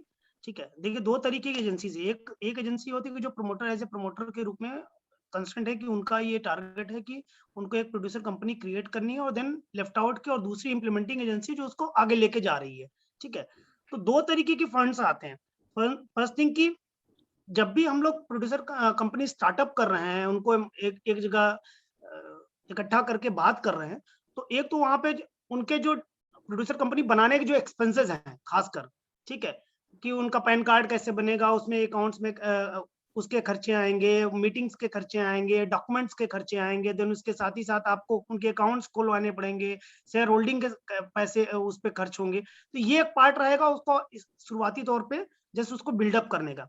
Then अगर जब बिल्डअप हो गया, फिर उसको रेगुलर बेसिस पे उसको आप प्रोग्राम करने वाले हैं, अवेयरनेस के पार्ट करने वाले हैं, कैपेसिटी बिल्डिंग के पार्ट करेंगे, उनको ट्रेनिंग कैपेसिटी बिल्डिंग करेंगे, नई इनपुट सप्लाई के साथ लिंकेज कराएंगे, क्योंकि केवल प्रोड्यूसर कंपनी बना देने से काम होने वाला नहीं है। आपको वहां पे काम करना है, प्रोड्यूसर कंपनी या इंप्लीमेंटिंग एजेंसी जिसको प्रोड्यूसर कंपनी जो प्रमोट कर रही है, उनको हर एक स्टेजेस पे एफपीओ को शुरुआती 2 साल तक उनको हैंड होल्ड सपोर्ट करना पड़ेगा। दैट इज मतलब उसमें आप फाइनेंशियली तो मदद कर ही रहे हैं, देन साथ ही साथ उनको एज ए HR सपोर्ट में टेक्निकल पार्ट के रूप में आपको मदद करना पड़ेगा। दूसरा तीसरा पार्ट आता है कि जब एक लेवल पे 3 से 4 महीने के बाद जब प्रोड्यूसर कंपनी आपने बन गया, आप एक लेवल पे उन्होंने आपने मीटिंग कर ली, बातचीत कर लिया, तो देन फिर आप उसके बारे में स्टार्टअप करेंगे कि बिजनेस कैसे स्टार्ट हो, कैसे फार्मर्स को प्राइस रियलाइजेशन मिले। जो डे 1 पे हमने ये बोला था प्रोड्यूसर कंपनी बनाते समय कि हम लोग सब लोग मिलकर अपनी परिस्थिति एक साथ मिलकर सुधारने वाले। तो as a group, as a producer company, as a promoting agency, उनको उस लेवल पे वहां पे डिफरेंट मॉडल्स में, उनको बिजनेस मॉडल्स में जो डे 1 पे आपने प्रोड्यूसर कंपनी जब बना रहे थे, उसमें जो आपने मॉडल्स क्रिएट किया है, उसी मॉडल पे आप उसको लेके आगे बढ़ेंगे। और जहां पे भी ढेर सारे, चूंकि कहीं जगह पे आपको फाइनेंस, चूंकि इतना फार्मर्स इन्वेस्टमेंट करने वाले लेवल पे रहता नहीं है, ठीक है, अगर बिग फार्मर्स का आपने प्रोड्यूसर कंपनी बनाया तो देन इट इज फिजिबल कि ठीक है उनके पास बहुत ढेर सारा फंड्स है, वो उन चीजों को लेके काम कर रहे हैं। जब आप स्मॉल और मार्जिनल फैमिलीज के साथ बात कर रहे हैं, तो उनके पास फंड का सबसे बड़ा हंच होता है। तो बहुत ढेर सारी जगहों पे संस्थाएं खुद उसमें फंड डोनेट करती हैं कि हमने कैपेसिटी बिल्डिंग का पार्ट, ट्रेनिंग का पार्ट, एक्सपोजर का पार्ट, देन गवर्नमेंट डिपार्टमेंट के साथ कुछ सब्सिडी बेस्ड पार्ट में, उसमें जो 10% 20% का प्रोपोर्शन होता है, उसमें भी संस्थाएं एज ए प्रमोटिंग एजेंसी उसमें लोग कंट्रीब्यूट करते हैं। साथ ही साथ जब बिजनेस इंटरप्राइज जब खड़ा करने की बात आती है कि कुछ बिजनेस स्टार्टअप करना है एग्रीगेशन मॉडल में, तो वहां पे भी पार्ट में संस्था, प्रमोटिंग एजेंसी या इंप्लीमेंटिंग एजेंसी या as a CSR ICC foundation उसमें मदद करते हैं कि हम उनको उस बिजनेस एंटरप्राइज में डिफरेंट दूसरे कॉर्पोरेट के साथ, वेंडरों के साथ, एजेंसीज के साथ हम उनको कनेक्ट करते हैं, और जहां पे कोलेटरल या फिर इस तरीके की कुछ फंड की रिक्वायरमेंट होती है, वो ICC ग्रुप उनको हम लोग उनको मदद कर रहे हैं। एंड डेडिकेटली उनको फंड का डायरेक्टली फंड ना फ्लोट करके उनको डिफरेंट वेज से हम लोग उनको मदद किया करते हैं। और जनरली होता है जब आप FPO का रिसर्च करेंगे ना, कि जो फेल्ड FPOs हैं या फिर जो FPOs अभी रन नहीं कर रही हैं, कुछ कॉम्प्लिकेशंस आई हैं, वहां पे सबसे ज्यादा प्रॉब्लम इन्हीं प्रमोटिंग एजेंसीज या फिर जहां पे फंड का इश्यूज आता है, वहीं पे आने के बाद ये सारी चीजें आके रुक जाती हैं। कहीं पे लगता है कि भाई बोर्ड ऑफ डायरेक्टर्स को आपने अवेयर नहीं किया और आपने उनको एक फाइनेंसिंग टीम के साथ, फाइनेंसिंग कंपनी के साथ लिंक कर दिया, या फिर आपने वर्किंग ग्रुप्स कमेटीज हैं जो बनी हुई, उनको आपने उनके साथ उनको अवेयर नहीं किया कि इस एग्रीगेशन मॉडल में आपका क्या रोल रहेगा, क्या प्रॉफिट शेयरिंग किस लेवल पे रहेगी, प्रॉफिट शेयरिंग अगर है तो कितना होगा, क्यों देंगे, और किस किस लोगों को ये प्रॉफिट शेयर होगा, ठीक है, और ये जो फंड आ रहा है इसका ट्रांसपेरेंसी मैनेजमेंट कैसे होगा। तो हर एक स्टेप पे आपको बहुत ही केयरफुली रखना पड़ेगा काम को करने के लिए, और बी पेशेंस, और हर एक स्टेप पे कम्युनिटी को रिस्पॉन्ड करने दीजिए, बशर्ते कि आप रिस्पॉन्ड करिए, कम्युनिटी रिस्पॉन्ड करे। और कम्युनिटी के सब एक्चुअली होता क्या है कि आप लोग जब प्रोड्यूसर कंपनी जब बनाएंगे तो उसमें बहुत ढेर सारी सब कमिटीज को भी डेवलप करना पड़ेगा, जो हर लेवल पे फाइनेंशियल ट्रांजेक्शन्स को, फाइनेंशियली सपोर्ट को वो मॉनिटर करेगा, और उसमें हर एक कंपोनेंट में आपको कम्युनिटी के फंड को भी involve as a voluntary level पे, एज ए कंट्रीब्यूशन आपको हर स्टेप पे कंट्रीब्यूट करवाना पड़ेगा। देन अगर आपने उन सारे पैरामीटर्स को डे 1 पे बहुत क्लेरिफाई किया हुआ है, तो आई थिंक मुझे नहीं लगता कि किसी भी प्रोड्यूसर कंपनी में इस तरीके की दिक्कतें आएंगी। ठीक है, थैंक यू सर। सर और एक जैसे आप मार्जिनल फार्मर्स के बारे में बता रहे थे कि उनको सबसे ज्यादा प्रॉब्लम होती है, बिग फार्मर्स का फाइनेंसेस वो लोग अच्छे से मैनेज कर सकते हैं। Sir how does FPO helps marginal farmers और impacts positively in the lives of marginal farmers, उस पे अगर आप कुछ एग्जांपल्स अपने एक्सपीरियंसेस शेयर कर सकें तो। देखिए, अगर जब मार्जिनल, अगर आप पिछले 8-10 सालों का अगर आप इतिहास देखें एफपीओ का, तो बेसिकली इसका जो सोच थी कि इसको फार्मर प्रोड्यूसर कंपनी को हम मार्जिनल फार्मर्स का एक हथियार के रूप में इस्तेमाल करेंगे, और उनको वो ताकत देंगे कि एज ए बिजनेस एंटरप्राइज कैसे मार्जिनल परिवार अपना भलाई का, अपना डेवलपमेंट का काम खुद के साथ काम करने वाले मोड में जा रहा है। अब चूंकि शुरू में ये पूरा प्रोसेस आया ना, तो बहुत ढेर सारा गांव में 2 तरीके के सेटअप ग्रुप्स रहेंगे। आप कभी भी गांव में अगर जाते हैं तो आप 2 तरीके के ग्रुप्स हैं। फर्स्ट ग्रुप है जो लीड करते हैं, और दूसरा ग्रुप होता है जो फॉलोवर के रूप में काम करता है। हमको डिसाइड करना है कि हम फॉलोवर के साथ काम करने वाले हैं कि हम लीडर के साथ काम करने वाले हैं। लीडर में भी आपको आइडेंटिफिकेशन 2 अलग तरीके से करना पड़ेगा कि लीडर हम बड़ी कम्युनिटीज के साथ काम कर रहे हैं कि लीडर्स हम स्मॉल कम्युनिटीज और मार्जिनल कम्युनिटीज के साथ काम कर रहे हैं। जो मार्जिनल कम्युनिटी, ट्राइबल कम्युनिटी, या फिर बिल्कुल दबा कुचला जो कम्युनिटी का लोग है, वो कभी भी सामने से लीडरशिप में नहीं आने वाला, आपको उनके तक जाना पड़ेगा। और मेरा एक्सपीरियंस ये मतलब अभी तक का जो एक्सपीरियंस रहा है, हम लोग डेली हम लोग इन सब चीजों में भी सीख रहे हैं, बहुत ढेर सारा हम लोग आपस में भी और जो फील्ड में भी हम लोग जा रहे हैं तो देख रहे हैं कि मुझे याद है कि मैं राजस्थान, गुजरात का ही आपको एड्रेस एक एग्जांपल दूंगा कि जब हम लोग फर्स्ट टाइम गांव में गए, मीटिंग करना स्टार्ट किया कि भाई हम लोग यहाँ पे काम करना चाह रहे हैं और हम लोग शुरुआत करते हैं कि कैसे इसको स्टार्टअप करेंगे। तो कम्युनिटी का सबसे जो अवेयर व्यक्ति है उसको पता है कि ये एक संस्था आई है और ये गांव के लोगों के साथ ये काम कर रहे हैं और इनको इनके साथ हमारा बेनिफिट हो सकता है। तो दे 2% कम फ्रॉम आवर ऑफिस और बोल रहा है कि आपको उस गांव में करना, मैं आपको इंटरेक्शन कराता हूँ। तो हमारे लिए भी नहीं आता, हमने कहा चलो भाई आपसे मिलते हैं, बात करते हैं। तो उसने अरेंज कराया मीटिंग रात के 8 बजे, और उस मीटिंग में कहीं से भी कपड़ों से नहीं पता चलता कि ही इज मार्जिनल।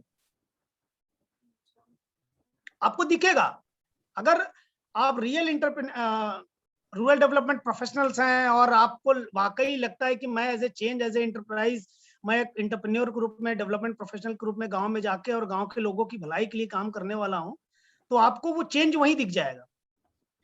तो वो एक सेटअप कम्युनिटीज के साथ बैठ के बात करना और वहां पे कि भाई आप ये आइए और हम ही लोग मार्जिनल है, हम ही लोगों का स्थिति सुधारिए।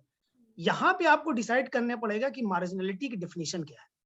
मार्जिनलिटी की अगर डेफिनेशन ये है आपकी नजर में कि मार्जिनलिटी केवल हम ये डिसाइड करें कि 1000 रुपए जिसकी जेब में नहीं आ रहा वो मार्जिनल है, तो शायद हम गलत है। मार्जिनलिटी हमको ये डिसाइड करनी पड़ेगी कि वो किन किन चीजों में मार्जिनल है। बहुत ढेर सारे लोग हैं कि उनको इन्फॉर्मेशन में मार्जिनलिटी है, बहुत ढेर सारे लोग जो फाइनेंशियली मार्जिनल है, बहुत ढेर सारे लोग नॉलेज के मार्जिनल है, बहुत ढेर सारा access of information, access of power का मार्जिनलिटी है। तो मार्जिनलिटी हमको समझनी पड़ेगी। और देन अगर मार्जिनलिटी आपने अपने फ्रेमवर्क में डाला कि एक मार्जिनलिटी है, ये 10 पैरामीटर है मार्जिनलिटी के, इन 10 पैरामीटर में जो मार्जिनल सेटअप होगा हम उनके साथ एफपीओ के बारे में बात करेंगे। हम अपने डेवलपमेंट प्रोजेक्ट के बारे में उन्हीं मार्जिनल फैमिलीज के बारे में बात करेंगे, तो डेफिनेटली आपका मार्जिनलिटी और उनका मार्जिनलिटी का लेवल एक जैसा मैच करेगा। और फिर आप स्मॉल और मार्जिनल फार्मर के बारे में बात करने के बारे में आपको कोई रोक नहीं सकता। और दूसरा कि जब भी प्रोड्यूसर कंपनी की बात होती है ना, तो हम लोग बहुत हड़बड़ी में रहते हैं। और एज ए प्रोफेशनल प्राची है, राजीव है, क्षितिज है, हम सब लोग, चूंकि हम एक जॉब रोल में हैं और बहुत ढेर सारी जगहों पे संस्थाएं के पास इतना टाइम नहीं है कि वो उस विंडो को आपको दे, ठीक है, कि वो टाइम फ्रेम कितना है मिलने वाला, वो आपको डे वन पे डिसाइड करना पड़ेगा। अगर ये टाइम फ्रेम है कि भाई दूसरे दिन आज हम गांव गए, दूसरे दिन विलेज मीटिंग हो जाए और जाके हम प्रोड्यूसर कंपनी हम 10 दिन में खड़ी कर देंगे, तो मुझे लग रहा है कि हम लोग अलग फ्रेमवर्क में काम कर रहे हैं। अगर हम ये फ्रेमवर्क में काम करना है कि जब इस गांव की परिस्थिति हम प्रोड्यूसर कंपनी के माध्यम से बदलना है, तो पहले गांव की परिस्थिति समझना पड़ेगा, मार्जिनलिटी समझनी पड़ेगी। अगर गुजरात में जाएंगे तो साबरकांठा एरिया में 10 एकड़ वाला भी मार्जिनल है, क्योंकि वहां पे वाटर नहीं है। अब वहां पे आप मार्जिनलिटी डिसाइड करो कि 10 एकड़ वाले को हम नहीं लेंगे, वो 2 एकड़ वाले से ही काम करेंगे, तो मुझे लग रहा है आप वहां पे नाइंसाफी करने वाले हैं। आपका मार्जिनलिटी का डिफिनेशन वहां पे नहीं सूट करेगा। और अगर अभी ईस्टर्न यूपी में और वेस्टर्न यूपी की बात करें, तो वेस्टर्न यूपी में आप मार्जिनलिटी चेक करने जाएंगे तो मिनिमम वहां पे एवरेज लैंड होल्डिंग करीबन 3 से 4 एकड़ है। और यूपी के ईस्टर्न पार्ट में और बुंदेलखंड पार्ट में जाएंगे मार्जिनलिटी, तो शायद वहां मार्जिनलिटी का पार्ट एवरेज आपको 0.5, 0.25 या 0.10 एकड़ मिलेगा। और आप वेस्टर्न यूपी में एक भी कच्चा घर नहीं देख पाएंगे। और बुंदेलखंड और ईस्टर्न यूपी में आप मार्जिनलिटी आपको दिखेगी कि कच्चा तो वो झोपड़ी में रह रही है पूरी फैमिली। तो आपको real as a rural development professional, as a manager, as a leader, आपको समझना पड़ेगा कि हम एफपीओ के माध्यम से किन मार्जिनलों की बात कर रहे हैं। अगर हमारे मार्जिनल फ्रेमवर्क में वो गरीब परिवार है जिसका एक्सेस है कि गांव में वो बोल ही नहीं पाता, वो मीटिंग में ही नहीं बात कर पाता, बैठ ही नहीं पाता, तो हमारे लिए वो मार्जिनलिटी है। और FPO as a best option है अगर आप ईमानदारी से एफपीओ बनाने के बारे में बात कर रहे हैं, और बहुत ढेर सारी संस्थाएं कर रही है, इवन आईसीसी फाउंडेशन, हम सब भी उसी फ्रेमवर्क में काम कर रहे हैं कि मार्जिनलिटी का फ्रेमवर्क बदला जाए और ये एफपीओ के माध्यम से एक बदलाव की बयार लाई जाए। और शुरुआत मॉडल गांव के साथ हम लोगों ने किया हुआ है और हम लोग कोशिश कर रहे हैं कि इसको कैसे एक अलग लेवल पे लेके जाया जाए कि आज जो प्रोड्यूसर कंपनी और मार्जिनलिटी की बात होती है कि सेटअप 5 कुछ चर परिचित लोग आते हैं और वो बोलते हैं कि मैं प्रोड्यूसर कंपनी का लीडर हूं, और वो बात करके आपकी मार्जिनलिटी का डिफिनीशन अदा करें, तो वो शायद नहीं है। मार्जिनलिटी का डिफिनीशन वो है कि वो जो 1000 मेंबर्स है वो वेल अवेयर्ड हो कि प्रोड्यूसर कंपनी हमारी है और इस प्रोड्यूसर कंपनी की लीगलिटी में ये इश्यूज है, बायलॉज में ये इश्यूज हैं, उसमें कमेटीज में मैं मेंबर हूँ, मेरी जॉब रिस्पॉन्सिबिलिटी क्या है, देन आप उस समय प्रोड्यूसर कंपनी की परिभाषा देख सकेंगे। और वो शायद हम सब लोग मिलके एज ए, हम सबकी जिम्मेदारी का एज ए प्रोफेशनल हम लोग हमारा कंट्रीब्यूशन करें। देखिए 2-3 चीजें हैं, मतलब ये I think discussion end of the year, end of the timing में चल रहा है कि as a rural development professional हमारी रिस्पॉन्सिबिलिटी है, क्योंकि ये चॉइस हमने किया है, ये डेवलपमेंट सेक्टर हमारा चॉइस है, not choice for the someone की समबडी इज सेइंग कि यार चलो दिशा और राजीव यार आ जाओ, मैं तुमको एक 5 करोड़ का पैकेज दिला दूंगा और डेवलपमेंट सेक्टर में आके काम करो मस्त आराम से एसी रूम में और डेवलपमेंट एफपीओ बन जाएगा। तो नोबडी सिटिंग हियर कि वो एसी रूम में एफपीओ बनाने वाला है, और ना बनेगा। एफपीओ बनने के लिए आपको 45 डिग्री की तापमान में उस गर्मी में जाके उस चमार और धईकार के घर पे बैठ के काम करना पड़ेगा, और वहां पे उसका प्रॉब्लम आपके एफपीओ में एड्रेस होना चाहिए। दैट इज द वो एफपीओ कंसेंसस।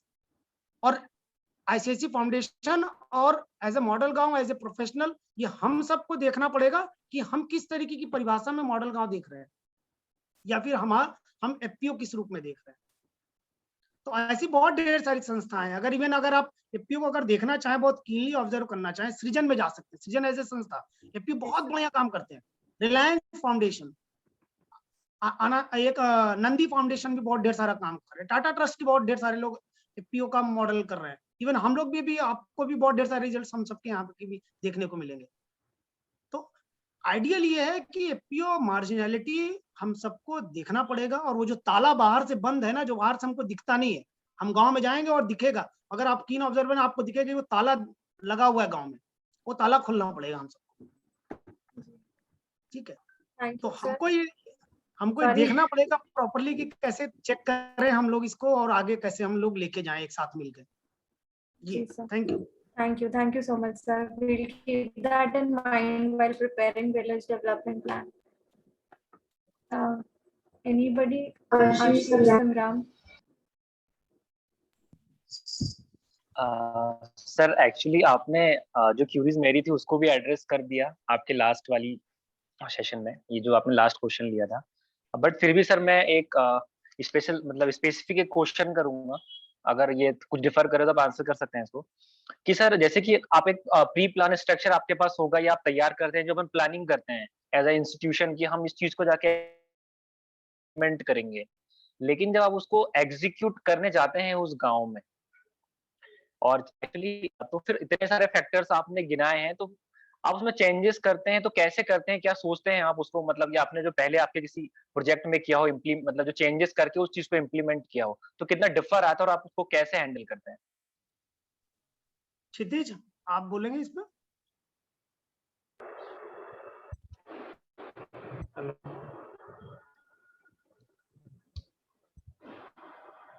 हाँ आशीष, सबसे पहले मैं आपको एग्जांपल आपका बैतूल का ही देना चाहूँगा। मैं बैतूल में काम किया हूँ अराउंड 2 years, एक बैम्बू प्रोजेक्ट होता था। yes. तो यूरोपियन यूनियन का प्रोजेक्ट था and used to work with the rural community. तो वहाँ पे जो आपके बैतूल में कुछ ब्लॉक्स हैं, जो आपके ट्राइबल ब्लॉक्स हैं, उसमें हम जाते थे। अभी भी वो सारे ब्लॉक्स अभी फिर से हाईलाइट में कोविड के समय। तो वहाँ पे जो कम्युनिटी का एक्सेप्टेंस था दैट इज एंटायरली डिफरेंट। कि हम न्यूज़ में देखते हैं कि बैतूल के कई सारे गाँव में जब वैक्सीनेशन लगवाने जा रहे हैं, लोग वैक्सीनेशन लेके जा रही है हेल्थ डिपार्टमेंट की टीम, तो लोगों का एक्सेप्टेंस नहीं है। जो ट्राइबल कम्युनिटी है वो लोग उसको नहीं चाह रहे हैं करवाना। तो सेम काइंड ऑफ थिंग होता है कि जब एक इम्प्लीमेंटर का पॉइंट ऑफ व्यू या एक एग्जीक्यूटिंग एजेंसी का पॉइंट ऑफ व्यू और एक कम्युनिटी का जो परसेप्शन है वो मैच नहीं होता है। सो आपको अकॉर्डिंगली मॉडिफिकेशंस तो लाने होते हैं आपके बिहेवियर में, आपके प्रोग्राम डिजाइन में, आपके इंटरवेंशन में, है ना। तो जब तक हम जो राजीव बार बार बोल रहे हैं कि कम्युनिटी को जितना अच्छा हम समझेंगे उतना अच्छा हम चीज़ डिज़ाइन इंटरवेंशन कर पाएंगे, है ना। तो ऐसा कुछ नहीं है कि बैतूल के कलेक्टर या बैतूल के जो कि एडमिनिस्ट्रेशन है उसके इंटेंट में कोई कमी है।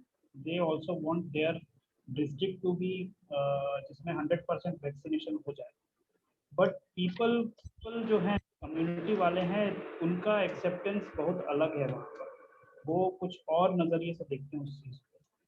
तो ऑब्वियसली हम लोग एफपीओ के कॉन्टेक्स्ट में अगर बात करें तो जब भी हम एफपीओ बनाने जाते हैं तो आपको हमेशा पहली लाइन में वो लोग दिखेंगे जो लोग थोड़े बड़े फार्मर्स हैं या फिर जो लोग ऐसे हैं who can actually do the visioning of the benefits of an FPO, है ना। उनको पता है कि अगर एफपीओ बन गया तो एग्रीगेट कर सकते हैं उन लोग अपने प्रोडक्ट्स, उन लोग इनपुट जो है उसको कलेक्टिवली ले सकते हैं, उन लोग अपने आउटपुट को कलेक्टिवली बेच सकते हैं। तो ये सब बेनिफिट्स वो जानते हैं तो वो लोग हमेशा आगे रहेंगे। बट जो रियल चैलेंज होता है वो आपकी जो मार्जिनल कम्युनिटी है या फार्मर है, आपको उसको बेनिफिट दिलवाना है ना। अब जिसके पास लैंड ही नहीं है आप उसको एफपीओ में जोड़ के क्या करेंगे? पहला सवाल तो लैंडलेस का यही रहेगा कि साहब आप तो बात कर रहे हैं कि आप इनपुट दिलवा देंगे, आप आउटपुट दिलवा देंगे, लेकिन मेरे पास तो लैंड ही नहीं है, तो मैं क्या करूँ? तो कहीं ना कहीं जो प्राची का भी क्वेश्चन था कि एफपीओ में मार्जिनल को या उनको क्या फायदे हो सकते हैं, तो हमको प्रोग्राम में अकॉर्डिंगली डिजाइन में उसके चेंजेस लाने पड़ेंगे कि क्या कोई ऐसा लाइवलीहुड का सेक्शन है, लाइवलीहुड का थीम है which can be actually incorporated in our FPO. For example अगर हमारे पास लैंडलेस किसान है तो कैन बी इंक्लूड गोट्री, या कैन वी इंक्लूड कोई ऐसा लाइवलीहुड जिसमें वो इन्वॉल्व हो रहे हैं, है ना। तो डिजाइन में तो डेफिनेटली हमको चेंजेस लाने पड़ते हैं। एंड जैसा राजीव भी बोल रहे थे कि हम अपने अगर सेट प्रिंसिपल्स के साथ जाके अगर कुछ फील्ड में काम करेंगे तो ज़रूरी नहीं है कि वो हमेशा सक्सेसफुल हो। हमेशा सक्सेसफुल कोई भी प्रोजेक्ट तभी होता है जब तक कम्युनिटी इन्वॉल्व नहीं होती। आज अमूल का मॉडल इतना बड़ा रिनाउंड मॉडल क्यों हो गया, क्योंकि उसमें इतने प्रोड्यूसर्स जुड़े हुए हैं, इतने मिल्क कलेक्टर्स जुड़े हुए हैं कि वैसा किसी और दूसरी कंपनी में तो नहीं हो पाया है सक्सेस। तो रीजन बीइंग कि उन्होंने एग्जैक्टली जो पिन पॉइंट्स थे जो मिल्क प्रोड्यूसर्स के थे कि भाई मिल्क प्रोड्यूसर्स को कहाँ चैलेंज होता है, उनको उनके प्रोडक्शन में, उनको उनके प्रोडक्टिविटी इन्हांसमेंट में, उनको मेडिकल फैसिलिटीज मिलने में, उनको वैक्सीनेशन कराने में, उनको इवन उनके पशु के चारा मैनेजमेंट से related, all these things are incorporated in their plan. तो इसको सभी को इंक्लूड करके उन्होंने एक बड़ा विजन के साथ एक प्लान रखा, तो वो चेंज हुआ। इसलिए कोई भी आजकल आप देखेंगे कोई भी डेवलपमेंट प्रोजेक्ट जो होता है वो सेट ऑफ थीम्स में नहीं बनता। आजकल सारे प्रोजेक्ट्स बनते हैं नीड बेस्ड रहते हैं। आपको क्या नीड है आप डिफाइन करिए, आपका क्या चैलेंजेस है वो आप डिफाइन करिए, आपके क्या इश्यूज हैं, प्रॉब्लम स्टेटमेंट जिसको बोलते हैं, वो आप डिफाइन करिए। On that basis you can actually design your plan या प्रोजेक्ट।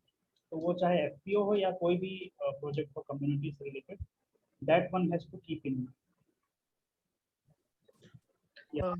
तो आशीष एक्चुअली एक लाइव एग्जांपल मैं आपको कोट करता हूँ।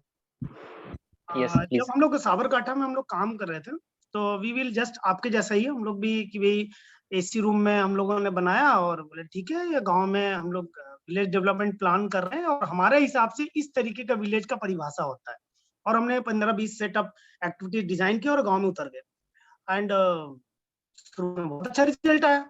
उन्होंने बातचीत चालू की कि हम लोग इस तरीके का विलेज डेवलपमेंट प्लान करेंगे, ऐसे ये 8-10 एग्रीकल्चर की पीओपीज में ये चेंजेस लाएंगे, वाटर सेट एक्टिविटीज करेंगे, देन एग्रीगेशन मॉडल में करेंगे, देन हम आपको कुछ जो फंड आपके बाहर जा रहे हैं हम उनको रोक लगा के कुछ मदद करेंगे इस तरीके का। उसमें एग्रीकल्चर की बहुत ढेर सारी प्रैक्टिसेस तो उसको चेंज करने में था। But nobody think about the woman. और बहुत ढेर सारा मीटिंग होता था, महिलाएं नहीं आती थी मीटिंग। और एफपीओ का करीबन 7-8 महीने का डिस्कशन चालू हो गया था। तो ऐसा ही एक दिन मीटिंग में रात में ही हुआ कि भाई ऐसा डिस्कशन होता रहा तो केवल एक महिला आती थी। और चूंकि वो महिला थी जो जिसके घर में बच्चे बड़े थे, छोटे बच्चे नहीं थे, ठीक है, वो महिला कंटिन्यूअस मीटिंग में आती थी। तो डिस्कशन हुआ कि महिलाएं क्यों नहीं आती। तो जो महिलाओं से डिस्कस, अब चूंकि देखिए एक सेटअप फ्रेमवर्क हमने बनाया था, उसमें देखिए चेंजेस कैसे आता है। अगर आप इन्वॉल्विंग प्रोसेसेस में नहीं है तो आपका प्रोग्राम वही फेल होने वाला है। और जब भी आप उस समय हम लोग क्या करते हैं, हम लोग दिन में मीटिंग्स 3 से 4 बजे के आसपास रखते थे। तो वहां पे होता क्या था कि वो महिलाएं नहीं आए और हर मीटिंग में हो कि भाई महिलाएं क्यों नहीं आती। और एज ए मेल डोमिनेंट हम लोग जैसे प्रोफेशनल टाइप के लोग नहीं होते, नए हम लोग जब जाते हैं तो बोलते कि यार हम बोल दिए आ जाओ सब लोग। भाई ऐसे थोड़ी होता है कि हम आए इतनी दूर से साहब बन गए और आप गांव से निकल के नहीं आ रही हो, अपने घर से निकल के नहीं आ रही हो। तो पता चला कि साहब महिलाएं इसमें लकड़ी काटने जाती हैं गाँव। तो बोले लकड़ी काटने जाती हैं, अच्छा तो चलिए भाई देखा जाए, ठीक है भाई लकड़ी काटने आते और किसी टाइम पे रखो। तो भैया चलो शाम को रखो, शाम को भाई लकड़ी काट के आई तो भी नहीं मीटिंग हुआ रात में। तो बोला कि ये क्यों नहीं हुआ। तो बोला पता चला कि गाँव में वो लकड़ी काट के आई है तो अभी खाना बनाने का टाइम है, दूध लगाने का टाइम है, तो अब मीटिंग नहीं हो पाएगा, आप सुबह रखो। अब फिर सुबह रखने की बात आई कि महिलाएं इन्वॉल्व कैसे होंगी, महिलाएं तो हर टाइम पे बिजी है। तो पता चला फिर एक बार हम लोगों ने फिर गांव में ही ऐसा डिस्कशन किया कि चलो गांव घूमते हैं। फिर से आज एक गांव घूमा जाए, गांव में मीटिंग के घूमना चालू किए तो पता चला जंगल में महिलाएं काट रही हैं। और उसी जंगल में काटते समय उनसे वार्तालाप चालू हुआ। तो वार्तालाप में पता चला कि साहब अभी 50 किलो का कट्टा, 50 किलो का लकड़ी का कट्टा सर पे उठा के लेके जाना है और पूरे गर्मी हम लोग इसको काटेंगे क्योंकि बारिश में फिर हमको काटने के लिए नहीं है और खाना बनाने की जिम्मेदारी हमारी। और वो उसमें महिलाओं के हाथ में बहुत ढेर सारा चोट वगैरह भी लग जाता था। तो महिलाएं चूंकि दिन भर थक गई तो आप मीटिंग में कभी नहीं आई। तो ये जब चीजें आई तो हम लोग भी गए, वापस बैठे, बातचीत हुआ कि यार कुछ ना कुछ हमको महिलाओं के बारे में करना पड़ेगा। अब सोचिए पूरा प्रोग्राम हमने ऐसे जस्ट शिफ्ट हो गया कि महिलाओं का बिना एंगेजमेंट के, मतलब आप मेल को लेके एफपीओ बना ले रहे हैं, तो फिर आने वाले समय में महिलाओं का एड्रेस जो कह रहे हैं ना क्षितिज, की हर सेक्शन ऑफ सोसाइटी का आपको एड्रेसन होना चाहिए। तो फिर वहां पे हम लोगों ने जब डिस्कशन चालू किया तो पता चला कि ये जो लकड़ी काटना बंद कराना पड़ेगा। इसके ढेर सारे तरीके हो सकते हैं, बट इसको लकड़ी काटना बंद कराए, इनका डर्जरी खत्म कराइए। उस डर्जरी में फिर पॉसिबिलिटी है इनको बायोगैस इंट्रोड्यूस किया जाए, और 5 मॉडल बायोगैस हमने इंट्रोड्यूस किए थे फर्स्ट ईयर में। और स्थिति ये हुआ कि उस बायोगैस ने ये कमाल नचाया कि 100% गांव में बायोगैस बना ओन कंट्रीब्यूशन से। दूसरा कि महिलाएं 100% भागीदारी चालू हुई, और कुछ जगहों पे इस बायोगैस ने लोगों के झगड़े खत्म कराए, और पति पत्नियों के झगड़े भी मसले खत्म कराए। और उसमें एक लाइव एग्जांपल था कि एक महिला को एक पति ने दारू पी के आके मार दिया, और वो अगले दिन अपने मायके जाने लगी और चूल्हा लेके चली गई। अब वो चूल्हा लेके चली गई तो फिर अब क्या, वो कैसे खाना बनेगा? पहले दिन तो 2 दिन तो दारू के झोंक में नशे में थे, और उसके बाद वो तीसरे दिन को याद आया कि भाई चलो अभी तो 2 दिन तो खाना बन गया अगल बगल से, तीसरे दिन खाना कहाँ से खाएंगे? क्योंकि बायोगैस में चूल्हा ही मेन होता है, बाकी आप कुछ भी करो वही मेन, तो अब फिर चूल्हा गैस सिलेंडर जैसा तो है नहीं वहां पे।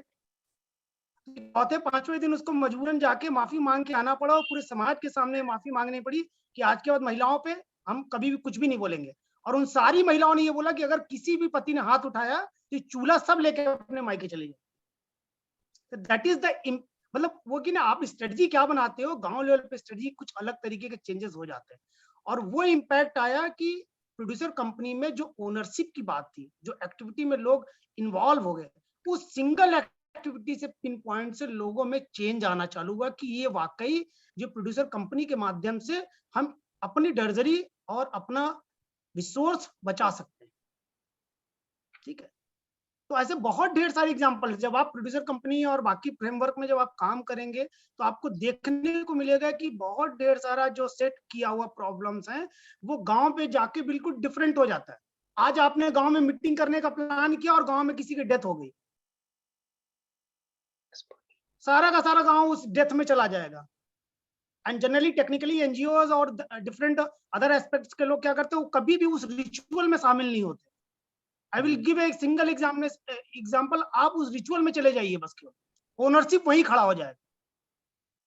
ठीक है, तो वो सेंस कहने का ये है कि प्रोड्यूसर कंपनी या फिर कम्युनिटी मोबिलाइजेशन पार्ट में इस मार्जिनल कम्युनिटीज को इन्वॉल्व करना और उनको उस मॉडल से उनके डेवलपमेंट की बात करना, ये आपको कम्युनिटी के बीच से ही निकल के आएगा। और हर प्रोसेस में आपको इवॉल्विंग सिचुएशंस हमेशा ओपन रखनी पड़ेंगी, और जो भी प्लानिंग एंड प्रोसेसेस हैं वो कम्युनिटी को बनाने दीजिए, आप केवल फैसिलिटेशन करें। इवन प्रोड्यूसर कंपनी के जो रोल एंड रिस्पॉन्सिबिलिटीज हैं, जो फंक्शनिंग है, जो वर्किंग कल्चर है, जो किस तरीके उसका रनिंग ऑपरेटिंग सिस्टम प्रोसेसेस होंगे, किस तरीके एग्रीगेशन होगा, उन सारी चीजों में उस प्रोसेस में आप बाहर से सपोर्ट करिए, ना कि उस प्रोसेस में खुद इन्वॉल्व होइए। जब आप इन्वॉल्व हो गए आप इम्प्लीमेंटेटर हो गए, ना कि फैसिलिटेटर। वो जो बारीक सी लाइन आपको एज ए प्रोफेशनली आपको समझना पड़ेगा, और बहुत बारीक तरीके से समझना पड़ेगा। ठीक है, thank you. Thank you so much sir, आपने बहुत अच्छा एग्जांपल दिया, शायद मैं कभी भूल नहीं पाऊंगा इसको। और इसका जो रिजल्ट किस प्रकार से मतलब रिजल्ट दिखता है इसका, और ये सस्टेनेबल भी है। तो सर एक्चुअली जो एग्जांपल आपने दिया उससे मैं एक चीज आपसे पूछना चाहूंगा कि एफपीओ की जो वर्किंग आप मतलब जो एफपीओ को एज अ टेक्नोलॉजी लेकर आप इम्प्लीमेंट कर रहे हैं, तो क्या हम इसके तहत जो होलिस्टिक डेवलपमेंट है उसको करना चाह रहे हैं? मतलब आपने जो एग्जांपल दिया आई थिंक वो सस्टेनेबल है, तो मतलब आई थिंक वो सही तरीका होगा कि हम होलिस्टिक डेवलपमेंट को ध्यान में रख के ही किसी पर्टिकुलर विलेज में हम कहीं कोई प्लान हम एग्जीक्यूट कर रहे हैं या स्ट्रेटेजी बना रहे हैं, तो हमें उसको ध्यान में रख के एग्जीक्यूट करना है। तो ऐसा ही है ना सर? बिल्कुल, देखिए अगर एफपीओ को आपने एज ए बिजनेस एंटिटी के रूप में सोचना चालू किया तो वो जस्ट एक दुकान बन के रह जाने वाला है। अगर आप ये देख रहे हो कि इस एफपीओ के माध्यम से हम होलिस्टिक डेवलपमेंट की बात कर रहे हैं और गांव के विकास के बारे में बात करें और हर उस सेक्शन को हम इस प्रोग्राम में शामिल करेंगे इस इंस्टीट्यूशंस में, तो डेफिनेटली बहुत ढेर सारा चेंज आपको दिखेगा। और जहां आप केवल एक्टिविटी और बिजनेस पॉइंट ऑफ व्यू से इस प्रोग्राम को रखते हैं कि हम केवल बिजनेस कर रहे हैं और बिजनेस तक ही सीमित रखेंगे, तो कहीं ना कहीं वो एक इंस्टीट्यूशन बन जाएगा, जिंदा तो रहेगा बट उसकी आत्मा मर जाएगी।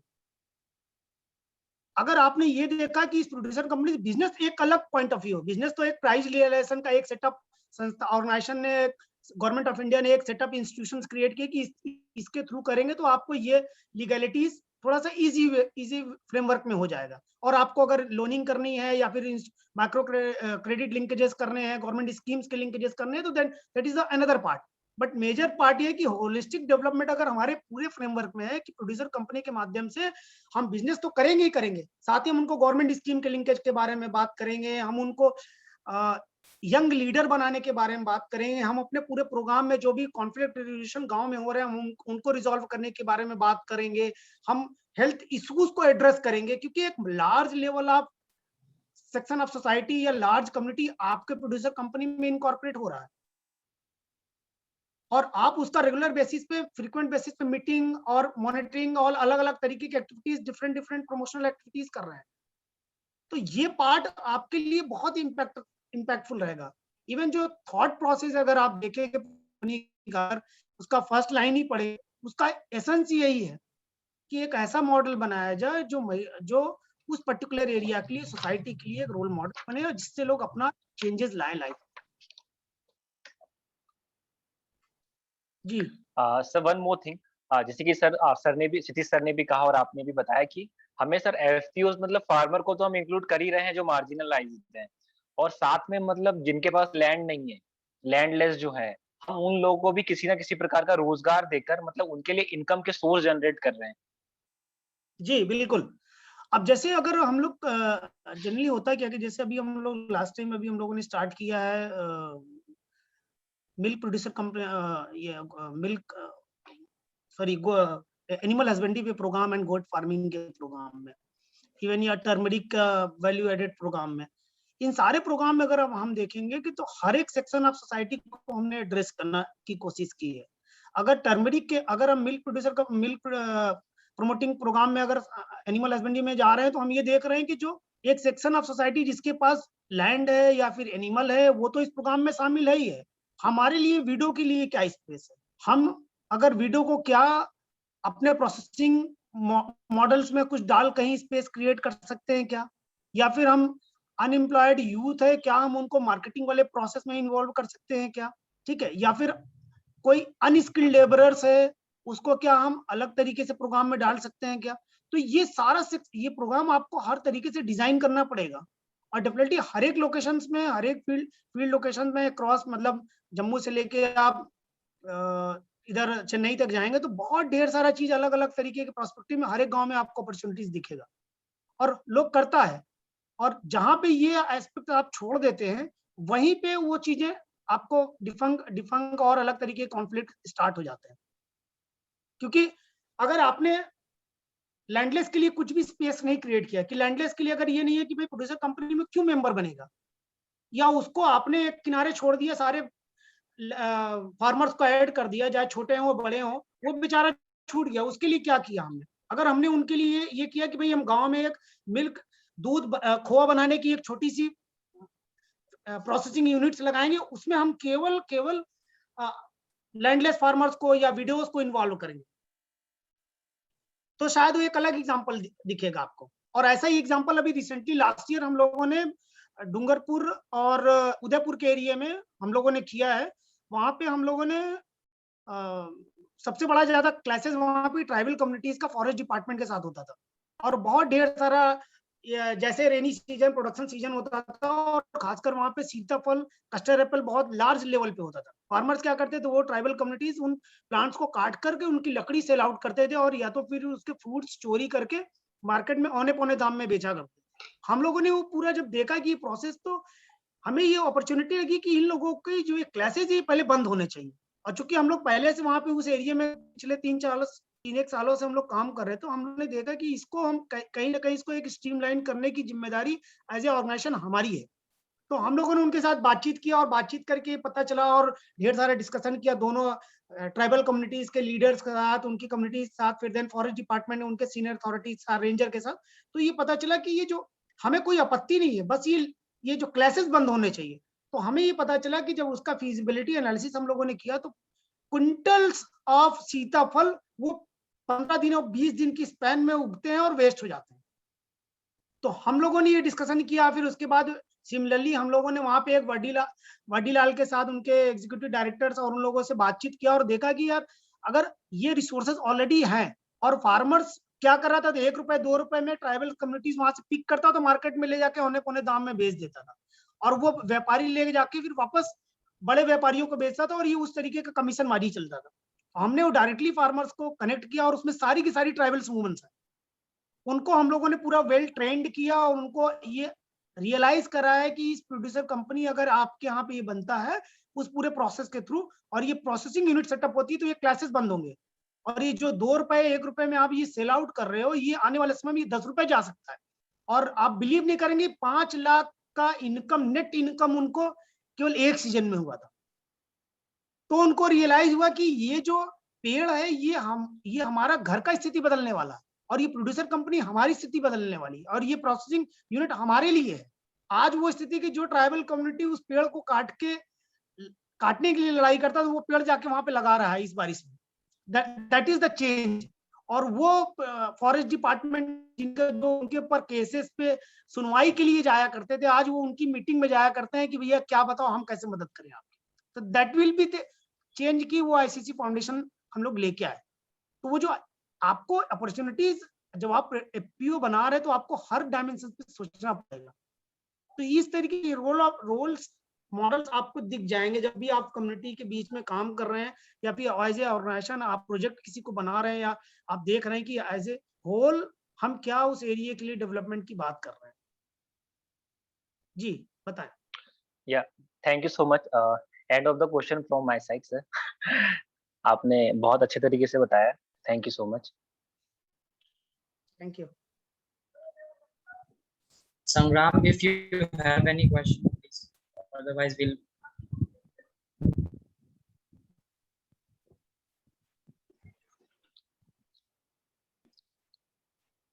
Anything else?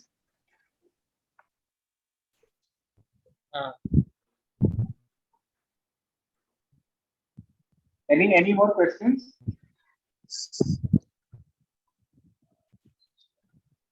I guess no, Saurabh ji. I think we've taken a lot of time.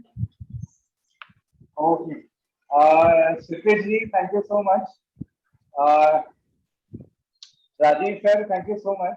और मैं बहुत पेशेंटली वेट कर रहा था कि आप वो बायोगैस वाली स्टोरी बताएंगे या नहीं। अगर आप भूल जाते तो मैं इन लोगों को बोलता आपको याद दिलाना बताने के लिए। बहुत ही आई ओपनिंग स्टोरी है वो, कि हम क्या पर्पस से गए थे और ग्राउंड रियलिटी देख के कैसे आपको अपना प्लान अडैप्ट करना पड़ता है, और एक अलग ही आइडिया निकल आया उसमें से। तो वो आई एम ग्लैड कि वो डिस्कशन में निकल कर आया। और apart from answering all questions, जो चीज मेरे को सबसे अच्छी लगती है आपके साथ किसी भी इंटरेक्शन में, कि हम जनरली जब हम किसी प्रोजेक्ट में रहते हैं तो हम डेटा और टेक्निकलिटीज में फंस जाते हैं, और पर्पस ऑफ दैट एक्टिविटी कहीं ना कहीं वो मिस हो जाता है।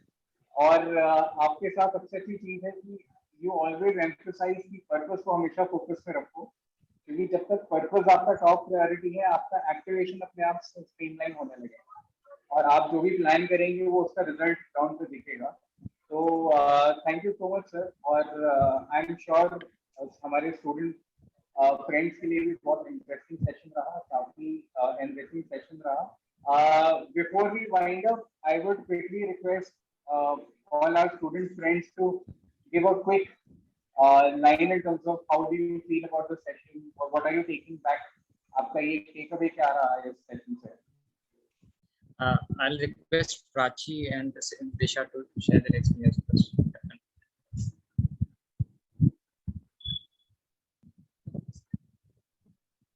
Prachi, if you can begin.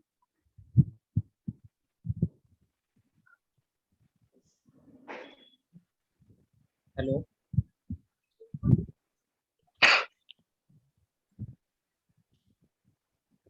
I think there is some. Network issue. Sir मैं अपनी तरफ से बोल सकता हूँ कि इंफॉर्मेशन के साथ साथ आपने अपने प्रैक्टिकल एक्सपीरियंसेस जो शेयर किए सर, वो काफी फील्ड एक्सपीरियंस दे सकते थे हम लोग को, और वो काफी हद तक दिए भी उन्होंने। क्षितिज सर ने दिया हो, आपने दिया हो, दोनों जने प्रैक्टिकल नॉलेज के साथ साथ प्रैक्टिकल एक्सपीरियंसेस जो शेयर किए सर, वो शायद हम लोगों को जब हम फील्ड में जाएंगे बहुत हेल्प करेंगे। It will help us gauge कि क्या ऐसी प्रॉब्लम्स हम लोगों को भी फेस करनी पड़ सकते हैं। शायद आपने जो फेस किए हो हम लोग इनिशियली वो समझ पाए आपके एक्सपीरियंस से कि ये चीज हमको भी आ सकती है। सर ये बहुत ही प्रैक्टिकल चीज थी, और इतने कम टाइम में आपने इतने कम नोटिस में, मैं बोल ही रहा था कि सौरभ जी ने कल ही हम लोग सौरभ जी से बोल रहे थे और उन्होंने आज आपसे मीटिंग शेड्यूल करवा दी। आपका बिजी शेड्यूल वी नो कि आपको पूरे उत्तर प्रदेश में there is lot of responsibility, but having said that आपने इतना टाइम हमारे लिए निकाला, it's great help.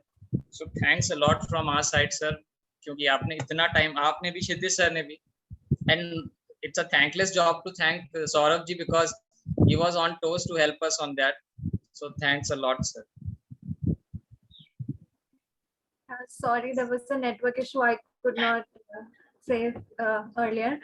I really want to thank both of you, sir, Rajiv sir and Kshitij sir. It was a really insightful session, and we got to know about the perspective of promoter company, how it facilitates all the operations, and I think ICC Foundation is doing a great job, and we definitely learn from your efforts and the experiences shared. Thank you, sir, and Saurabh sir for facilitating this.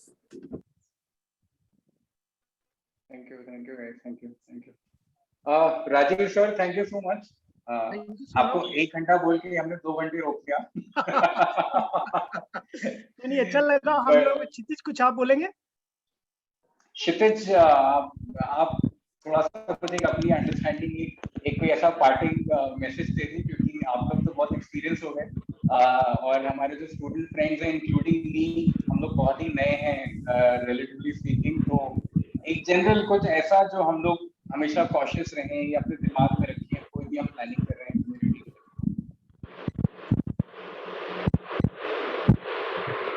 ये मेरे लिए था ये? जी आपका perspective हम जानना चाह रहे हैं। अच्छा ठीक है, तो first of all I would like to thank you Saurabh ji and Rajiv and all my newly entrants professionals जो आई होप कंट्रीब्यूट करेंगे।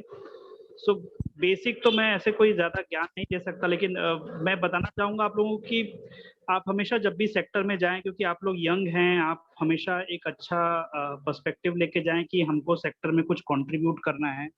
एंड बिलीव मी कि आपका पैशन और आपका एंथुजियाज्म देख के कम्युनिटी भी आपसे उतना ही चीज़ सीखेगी, और कोई भी आप चीज़ करने जाएंगे तो वो चीज़ आपके दिख जाता है आपके जेस्चर्स से, आपके एक्सप्रेशन से कि how much engaged you are. तो I wish you all the best, और आई होप कि आप जब भी जाएं फील्ड में या जहाँ भी जाएं, आप ज़रूर कुछ हमेशा इस नज़रिए से जाएं कि प्रोफेशनली तो हम लोग ग्रो करेंगे, we will always grow professionally अपने डोमेन में, but we should always think about community. तो कम्युनिटी हमारे फोर फ्रंट पे होना चाहिए। उसके अलावा बाकी सब चीज़ें तो साइमल्टेनियसली धीरे धीरे चलती हैं, जैसे कि हमारी वो 3 इडियट्स मूवी में थी ना कि अगर आप कुछ एक्सीलेंस मतलब कुछ अच्छा करेंगे तो एक्सीलेंस आपके पीछे अपने आप आएगी, लोग फेम आपके पीछे आएगा। तो same thing is applicable in this field. और मुझे अच्छा लगा कि आप लोग काफ़ी अच्छे क्वेश्चंस पूछे एंड काफ़ी प्रोएक्टिवली चीज़ों को आपने मेरे ख्याल से गेन किया है। तो I wish you all the best. Thank you. Thank you Kshitij and Rajiv sir कुछ फाइनल कमेंट्स आपकी तरफ से प्लीज। फाइनली मुझे भी बहुत अच्छा लगा आप लोगों के साथ बातचीत करके, और ये फर्स्ट टाइम ऐसा रहा कि हम लोग अभी ज़्यादातर हम लोग के यहाँ पे ऐसा इंटरेक्शन टाइम कम मिलता है, और हम लोग जब भी ज़्यादातर रिव्यूज़ और इन्हीं सब चीज़ों में परेशान रहते हैं फील्ड में, और ये अच्छा लगा काफ़ी टाइम के बाद एज ए यंग प्रोफेशनल्स आप लोगों के साथ इंटरेक्शन करने का मिला। और सौरभ जी का स्पेशल थैंक्स कि उन्होंने ये मौका दिया कि हम लोग एक साथ बैठ के बातचीत कर रहे हैं। बस केवल एक ही बात, हम लोग ये मतलब अभी तक का जो लर्निंग रहा है हम सबका, और हम लोग अभी भी लर्न कर रहे हैं कि नई नई चीज़ों से, कि आप लोग as a young professional, as a rural development professional, जब आप इस सेक्टर को चुने होंगे ना, तो एक ड्रीम रहा है कि नौकरी करना है या फिर अपना नाम कमाना है। तो एज ए डेवलपमेंट प्रोफेशनल ये आपके लिए चॉइस है कि आप यहाँ पैसा कमाने आए हैं, नाम कमाने आए हैं। अगर पैसा कमाने आए हैं तो यहाँ पे एम्पल अपॉर्चुनिटी, अनाप बहुत ढेर सारा पैसा आपको मिलने वाला है। और अगर नाम कमाने आए हैं तो वो इतना मिलेगा कि आप समेटे नहीं समेटेगा। तो ये आपका चॉइस है, आप उन दोनों में से क्या करने वाले हैं। और ये डेवलपमेंट सेक्टर इकलौता ऐसा सेक्टर है जहाँ पे आपको पैसे दिए जाते हैं लोगों की जिंदगी में बदलाव लाने के। तो अब आपको पैसे भी मिल रहे हैं और जिंदगी में बदलाव भी लाने हैं। तो ये आपको तय करना है कि कितना बदलाव आएगा आपका लाइफ में और लोगों का लाइफ में। और बहुत ढेर सारे जो प्रोफेशनल्स हैं जिनसे हम लोगों ने अभी भी सीखते हैं, हम लोग बहुत एज ए मेंटरिंग, सुदर्शन सुची हैं, रिलायंस फाउंडेशन के फाउंडर हैं, वेद आर्या है, एंड संदीप सबरवाल जी हैं, वामसी जस्ती जी हैं, ऐसे बहुत ढेर सारे मेंटर्स हैं जो ऑलरेडी जिन्होंने अपना डेवलपमेंट सेक्टर में बहुत बड़ा नाम किया है। वो एज ए डेवलपमेंट सेक्टर को एज ए जुनून जीते हैं, और वो जुनून जीने में मजा जो है ना, वो शायद कॉर्पोरेट लाइफ में बैठ के एसी रूम में नहीं मिलने वाला।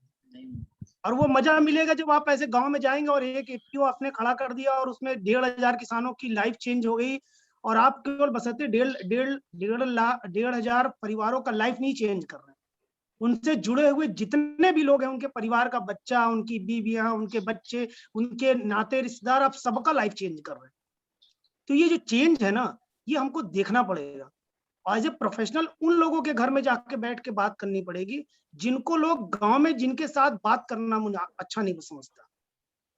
उनके घर में हमें बैठ के खाना पड़ेगा, उनके घर में रात को सोना पड़ेगा, उनके घर की स्थिति परिस्थिति समझनी पड़ेगी, और फिर हम अपना उसमें प्रोफेशनलिज्म डालें कि हम पढ़े लिखे प्रोफेशनल के साथ होने के साथ उनके परिवार की, सबसे मार्जिनल कम्युनिटी के परिवार की कैसे हमने मदद कर दी है। अगर आपने एक भी परिवार का अगर जिंदगी में बदलाव ला दिया, तो वो जो सुकून है, जो डेवलपमेंट सेक्टर में आने का आपका जुनून है, उसी दिन पूरा हो जाएगा। तो आप सबको बहुत बहुत धन्यवाद। आप सबको बहुत ब्राइट फ्यूचर कि आप लोग आने वाले समय में बहुत जल्दी एक अच्छे पायदान पे आप लोग जाएंगे और एज ए डेवलपमेंट प्रोफेशनली आप एक ऊंचाइयों को छुएंगे। मैं ऐसा विश करता हूँ। और थैंक यू वंस अगेन आप सबका कि हम लोग मिले और ये बातचीत किया। और इन फ्यूचर आप कभी भी हम सबका, हमारा, क्षितिज का, सौरभ जी का, कभी भी कुछ भी अगर आप सबको जरूरत है, सीखना है, बात करना, just make a miss call, messages, और हम लोग अवेलेबल हैं और आप लोगों को रिस्पॉन्ड करेंगे। और ऐसा नहीं कि जस्ट ये इंटरेक्टिव सेशन के लिए एक पार्ट है। और ये अच्छा रहा मेरे लिए कि आज एक नया लर्निंग, ऐसे लोगों, करीबन 5-6 लोगों के साथ, नए लोगों के साथ इंटरेक्शन हुआ मेरा आज। ये मेरे लिए भी लर्निंग है।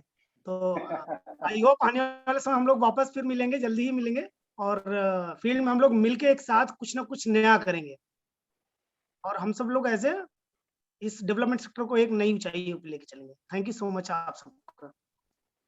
Thank you sir. और मैं अपना नंबर भी आपको इसी पे शेयर कर देता हूँ, इस चैट बॉक्स पे ही। बिल्कुल। और हम लोग अभी बस यही रिग्रेट रहेगा कि इस पर्टिकुलर एंगेजमेंट में हम लोग इनको फील्ड पे नहीं ले जा पाए, लेकिन होपफुली नेक्स्ट राउंड में हम लोग वो भी कसर भी कर लेंगे। श्योर। तो done. Thank you sir, thank you so much. Thank you so much. Thank you so much, sir. Thank you so much, sir. Thank you. Thank you, sir.